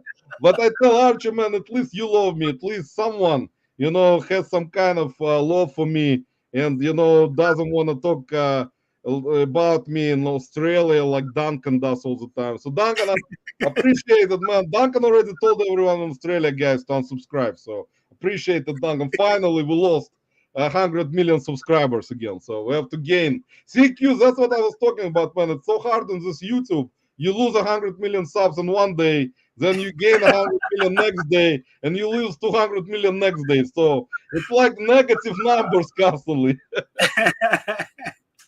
But yes, it is what it is. How do you deal? Do you actually have, Q, the advantage of living in California for you is you got garage sales, flea markets year round. So you can always source. So I Oh yeah. think that's a good advantage living in California, right? Yeah, that is. It's always going to be something. I mean, I've seen people have it would be pouring down rain and people still having their garage sales. They say just come on inside, in the garage part, So there's always sourceful things out here. I just got to slow down because I got to get a list. I figure I can clean up everything if I list it all. It won't be on the floor; it'll be up in the shelf. So, and then that way I can go back out there and do it. I'm still going to go though. I'm just going to do it. Do you usually source like every week, or you skip a week? Or I've been sourcing every week. I wanted to just source once a month, but I can't. I got to go every week because I feel like I'm going to miss something. Even though I got all this stuff back here, I just feel like there's something. I think one of the videos I did, I sourced, my daughter wanted to go thrifting. Well, it was my idea to take her thrifting. And I said, well, while I'm there, let me go look for some stuff. And I found some hats that's back here and got a good deal on it. I already sold one of them. And, but I was limited. I was watching myself and make sure I only got stuff that I know I can list real quick and hopefully a quick flip, and sure enough, that's what happened. Yeah, that's cool, man. And do you run into a lot of you're an everything seller, right? All like me, like you try to look for everything. Yeah, I try to look for everything, anything that I can sell. I try to get it. Of course, I do my best to try to look it up real quick.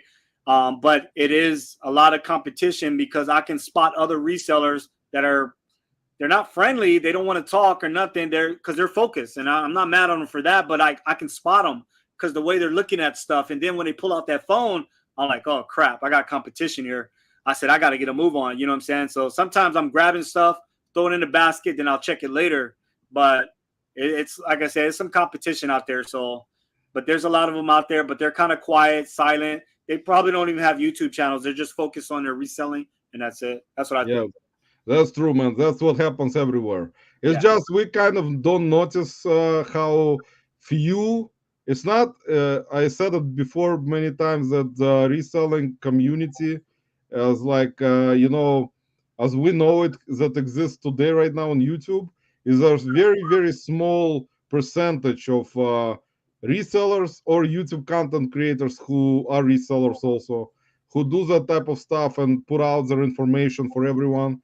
And there is a very large, reselling world altogether with a lot of resellers everywhere.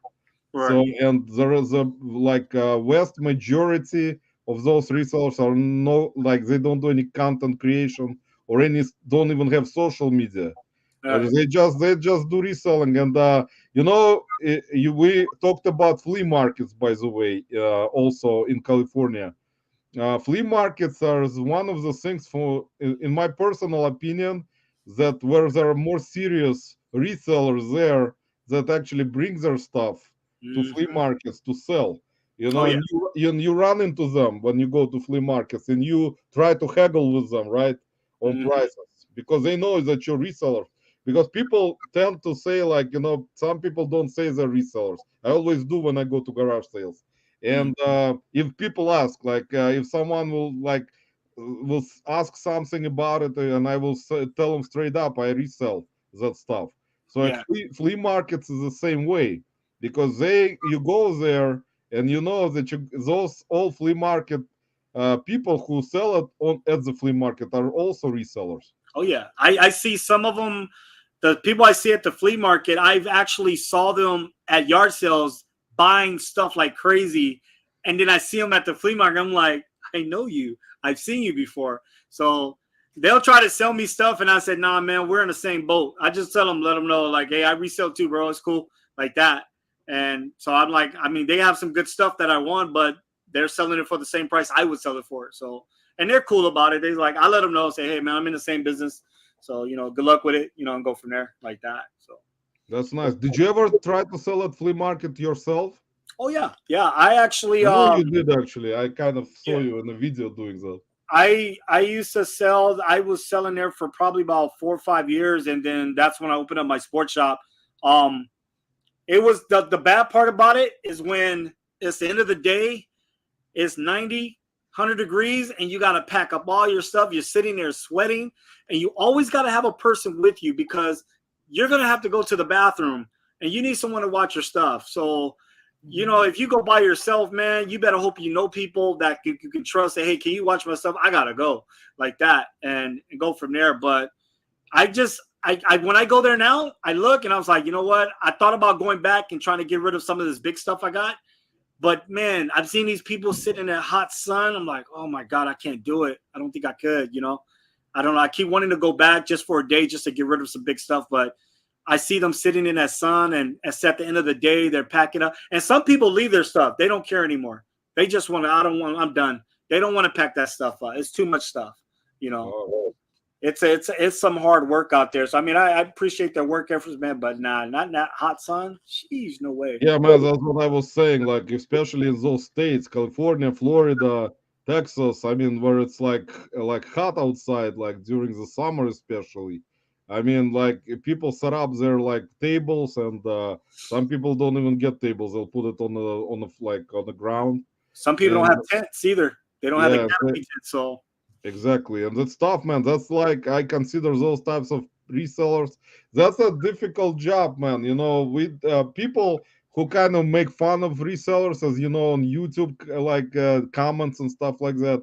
They say like, this is an easy job, and they're all like bullshitters and scare like cheap asses and scammers and stuff like that. yeah, But in reality, they don't understand like how much time resellers like I know, like just from my experience altogether, just by going to the beans, man, and yeah, spending there from 8 in the morning till today. I was there from 8 till 4:30 p.m. and on my feet and moving all the time and not even sitting down for a moment, man. Believe me, they don't understand how hard it is. And then yeah, you get home and you're so freaking tired that you don't want to do like nothing. You just want to lay down and exactly, rest, because exactly. I cannot even walk, man, after that. I can tell you.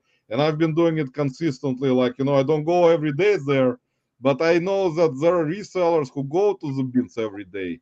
And Yeah, they go there from 8 in the morning till 4:30.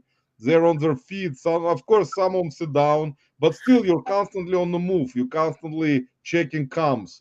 You're constantly moving, like taking one thing, taking other stuff back, like moving around, going around fast because it's a bins. It's different compared to regular retail stores. So it's like it's a lot of work. So they just don't understand it and just say resellers are all shit. That it's like not a real job. Yeah. So, And you know what? More than a real job. It's a lot of work, and one dude had to tell me, say, hey bro, chill. He told me to chill. He said, dude, it's just used clothes, because I had two guys trying to take stuff out of my basket, and I almost got into it with these guys, and I'm pretty sure they're probably regulars and they feel like they can do what they want. But like, one lady was being rude to my daughter, and this guy looking at my basket, and I'm just like, what and the worker there said, bro, it's cool, man. It's just you. I said, no, bro, you don't understand. I work for this. This is a lot of work. You know what I'm saying? So it's not just used clothes to me. It's a profit like that. I said, you might not understand this, but I don't need nobody looking in the basket, bro, like that. You told us we got to put it to the side, and you got these guys that's trying to take our stuff. And then he goes like this. He said, well, it's not yours yet because you didn't pay for it. And I just looked at him. I said, all right, bro, we good, man. I had to walk away and just go back sourcing, man. This guy was like, I know, man. Yeah, you actually put some patience in there, man. Otherwise, there will be some ass whooping. yeah, You know, he would have been ass whooped yeah. right there. But let me say hello to Larry Way Out One in the house. Happy Saturday, Roman, Lisa, Archie, Luis, Craig. Yeah, there you go. Larry, welcome. Appreciate you, man, stopping by.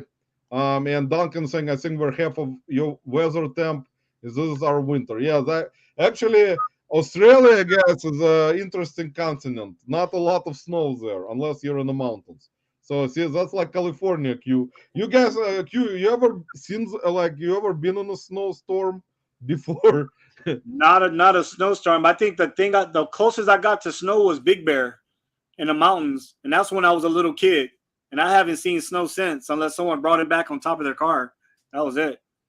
Yeah, man, the California actually, and it's funny thing, California is so big. If you go north near Oregon, there's some snow, right, in some spots. But Yeah. like, I don't know because I haven't been there. So, but I can tell you one thing, Washington State, man, it is actually gloomy. There is raining. Oh, it's raining there all the time. Yeah. See, I don't And know if I can do It's that. our own and little England. yeah, Yeah. it's like United Kingdom, man. So if you want to live in England, man, just move to England. Yeah. What do you enjoy the most, man? What do you do with your family, like hobbies? What is your favorite thing to do with your family? Ah, man, we just like we will just like get up. Like, me and my wife have one day off together, so we'll just get up and try to get the kids up, and we'll just go out to eat and just go to stores.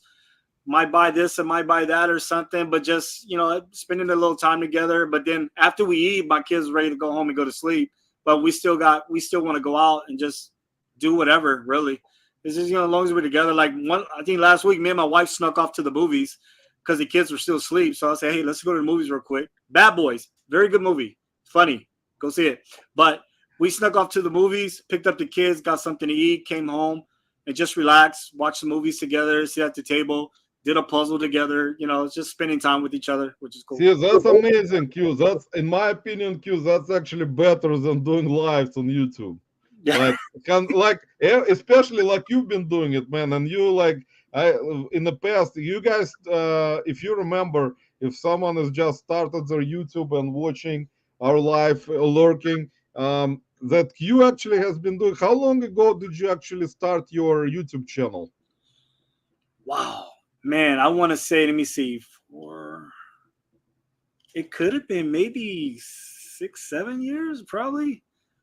Because I started when I lived at these other places. I started before COVID. I know that.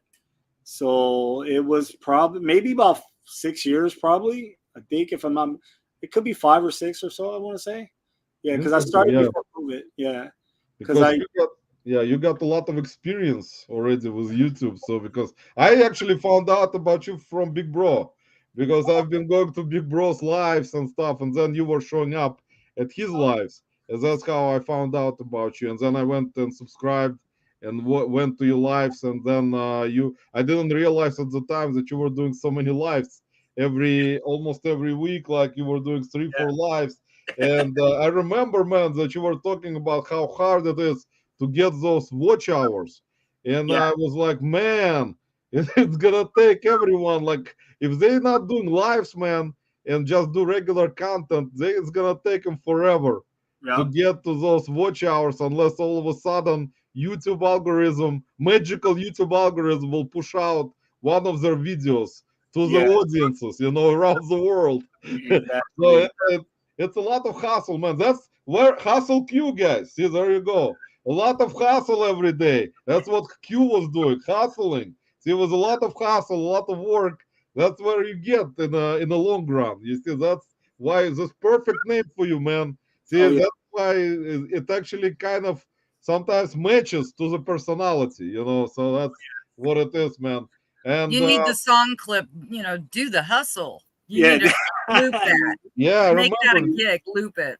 Yeah, and what do you think what would you say in California is important for if you doing like say for example if you decide to do flea markets in California and I'm pretty sure there are many different ones around your city actually around Chino Yeah. that you don't have to travel. Do you usually travel to other cities near you? Like, do you go to near, like, say, Los Angeles to source, or you trying to stay away from there? I try to source locally if I can, if I find something locally, but like the closest flea market is one city over, probably about 20 minutes away from me. The next flea market's in Riverside. That's probably a good 25, 30 minutes away from me, sort of like. But if I can find something closer, even though I want to go that far, even in LA area, all around, because I'm afraid I'm just going to miss something. But I try to stay local as possible. But I mean, the flea markets and stuff, I got a couple that's local, and not about three of them that's local actually. But I try to stay local as possible though. That gas money that kills it. Yeah, Traveling, especially. and then one couple of times I drove an hour to a bin store, hour, and I couldn't find nothing. I couldn't find nothing that was worth selling. I don't know what was it. I ended up taking home some Docker pants that I did not want. I don't like list clothing. I don't like listing it. But I took home some Docker shorts, Docker pants. I ended up selling them like very, very cheap. I didn't make my gas money back, I'll tell you that. But it was like, you take that risk though. It's risk taking, driving that far, hoping you find something, and you don't want to leave empty handed. So it's like I try to stay local as possible. But if necessary, I'll go. I'll go far as I can if I haven't found nothing. Yeah, and Lisa is saying, please hit the like button, and hopefully this live magically will become professional in the future. But we really appreciate you guys as always. If you hit the like button on this live, guys, most likely you're not gonna get any sale. But we can become maybe like partially professional for like a minute in the future. That's gonna be something. So do you actually park in the garage, or you just park outside, or you just? Okay, look. So here's the situation. Luckily, none of my friends that I know closely don't watch none of my stuff. They're my first supporters ever. But I have a 2-car garage, so I'm only allowed 2 vehicles on this property. So I only have 1 vehicle, but I park it outside, which is supposed to be inside. But because I work here, they give me a little sticker that allows me to park outside. So my car cannot even fit in the garage if I wanted to. It will not fit. And it's actually because of the tables that I have set up right here. Car just won't fit. Man, Never mind. yeah, see, that's what you need to do, Q. Just sell the car, man. Yeah, all right. You'll make. And what kind of job you do right now besides reselling? If you don't mind us asking. No, I actually started off during COVID, so I was just relaxing. All the money's coming in. I messed up on that part, took a break. But anyway, I was sitting there and I saw this guy pushing his cart down the street, and he had like these little grabbers, these things. Hold up. I took one from work. He had these little things. I was like, oh, that's pretty cool to pick up trash or whatnot, right? Well, that's what he was doing. But the one thing I didn't know, he was picking up dog poo and trash.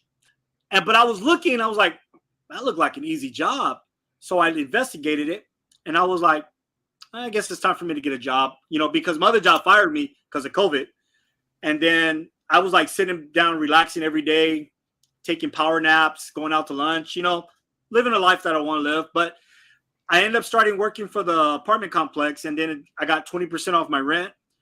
but I was in 100-degree weather picking up dog poo, which is not good. I mean, I never picked up dog crap in my life until Talk about a hustle. Yeah, but it was like, Anything for a buck.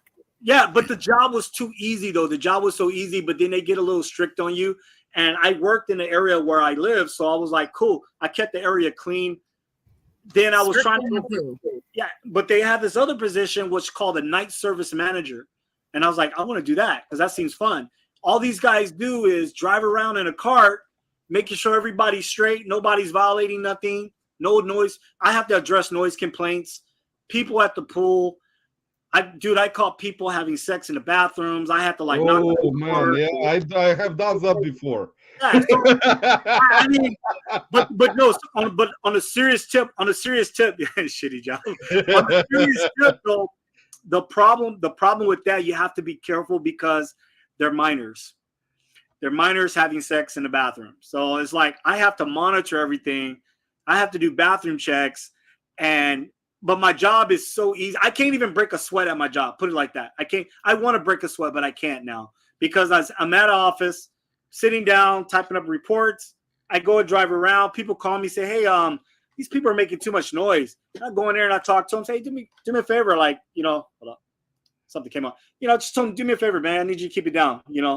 I get some people that want to mouth off to me. Then I just like, all right, look, guy, I'll send you a violation, and guess what? They won't renew you because of what I'm going to ready to do to you. So, and then they'll say, "Hey, are you security?" I said, "No, I'm not security. I'm above security." Okay. Security calls me when there's an issue. So, I have to try to act brave and everything, but it's a fairly easy job. But the bad part is I do have to tow cars. I hate it. I have to call the tow truck, say, "Hey man, this car's got too many citations. I need you to come pick it up." And it sucks when you come out in the morning, getting ready to go to work, and you don't have your car there. You got to pay $300, $400 to get it out. But it's the job. If I don't do it, somebody else is. But other than that, I do it. I get a big bonus at the end of the year. Give me a big pay raise. My 20% goes up, but they still raise my rent. But my percentage goes up. It sucks, but it happens. But so you can pay your rent, nobody else. Yeah. Well, I get 20. Like I said, I don't even tell people what I pay because they'll look at me like, wow, I pay more than you and I have a 1-bedroom. So it's like, oh, sorry, but it's pretty cool. I can't complain about the job. I like it. I don't mind going to work. They got a lot of benefits and everything. So, I mean, they're a little strange sometimes, but I enjoy it. Everybody's a little strange. Is that work? Is that near you or you have to drive? Well, unfortunately, they won't allow me to work where I live because of what we do. So I have to drive 20 minutes out to another property and work there. And I work from 5:30 at night till 2:30 in the morning, like that. Wow. And I work, and sometimes I have to work. I worked 4th of July. I cover for somebody. I got double time, but people are complaining. They expect. Look, everyone's in a pool, right? It's hot, so women are wearing thongs. Okay, I don't discriminate against that. That's none of my business. But they expect us to go to the lady and say, "Excuse me, miss, I'm gonna need you to cover up because there's kids out here." I'm like, bro, come on, I can't do that. That makes me look like a pervert if I go out there and say something because they think I'm staring at them. I'm like, man, so I try to get one of the ladies in the office. Hey, can you go talk to that lady? I don't even want to say nothing. I'm not gonna say nothing. I'm sorry, I'm not gonna do it. If you want to wear a thong, wear a thong. Be happy. You know what I'm saying? I'm not complaining. I'm not watching. It's whatever. I see it all day long. Man, I'm telling you, Q, that's a good job, man. Maybe I'll have to move to Chino, California, guys, and join Q and his workforce, guys, because it's interesting, guys. But see, Q, that's what you touched up on that situation, because we cannot make this life more and more unprofessional by me saying some things. But if I would have seen people having sex in a public restroom, man, or a porta potty, I would just advise them not to do it in a porta potty because porta potty will turn over, and you don't want that to happen. Because if it's gonna turn like upside down and start rolling down, man, that's not gonna be a pretty scene, So I would advise them to just move into regular public restroom instead, Exactly. And I will ask them if they do it part time or full time. So that's another question. They're all in their cars and everything. I'm like, man, go to a park or something, bro. Get out of your car. Like, Because they don't want to have sex in the porta potty, man. That's, I would say, guys, porta potty is not for sex. You cannot. That's only for using it, for proper means, But don't have sex in there. But you cannot stop. You cannot stop people from doing it if they're in love, man, and want to have sex right away. If they cannot find more proper space That instead of going $20 makes them in into the love. woods, and have sex there, just use a enclosed room or porta potty, so nobody can see you. So that's actually good. But let me say hello to I'm a reseller, Shagan. Thanks for stopping by, man. Appreciate you very much. We got Jackass Retro, Matt in the house. Matt, welcome. Appreciate you stopping by, man. And we got Jeremy in the house, doing it wrong. Hey, I'm here just in time for the end. Guys, once again, it's really cool that you guys stopped by today. It is actually, Q, I wanted to actually ask you what were you doing on 4th of July holiday, but now I know. So you were working. Hey, and some of those ladies don't need to be wearing thongs, though. I'm gonna just keep it real. Some of them you just don't do it. You do it. You're right, man. I can Shout tell out you to the big girls. 100%, man. Some of those ladies better not wear thongs. I mean, no discrimination, but Yeah. You're gonna do what you're gonna do, but come on now, we got kids here. Man, the kids, man, Q, what's actually unfortunate about situation currently in the world, I usually don't like to bring it out on our professional life. but unfortunately nowadays, man, with all the stuff going on with social media, YouTube, Instagram, people posting stories, doing all types of stuff, which for the content is very important, man. If you post a video with some kind of weird stuff, you may actually get a lot, like 100 million views. Yeah. So you can get a lot of money from it. You can get advertising, you can get like merchandise. See, that's how crazy the world is now. All abnormal stuff, actually, for some reason people want to see, but nobody wants to see educational stuff anymore. So that's actually sad, man, in the society today. And you are absolutely right, man. When there are kids around and there are women behaving, or men for that matter, improperly, and women wearing thongs, and Q was right about that. Some women cannot wear thongs. I'm sorry, but it is what it is. Some guys cannot wear thongs either, guys. So that's another thing. But yeah, man, you brought out a great point here.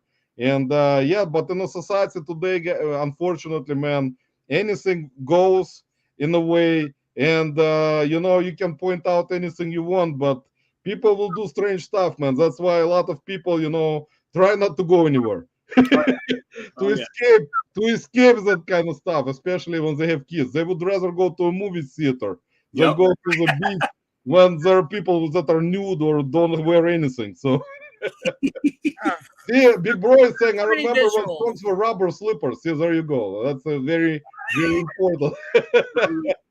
We got Scott in here. Shout out to the big girls. Scott, a bearded picker in the house. Scott, always shout out to the big girls. Actually, Scott, I can tell you one thing. Big girls are sometimes, not sometimes, they're much better.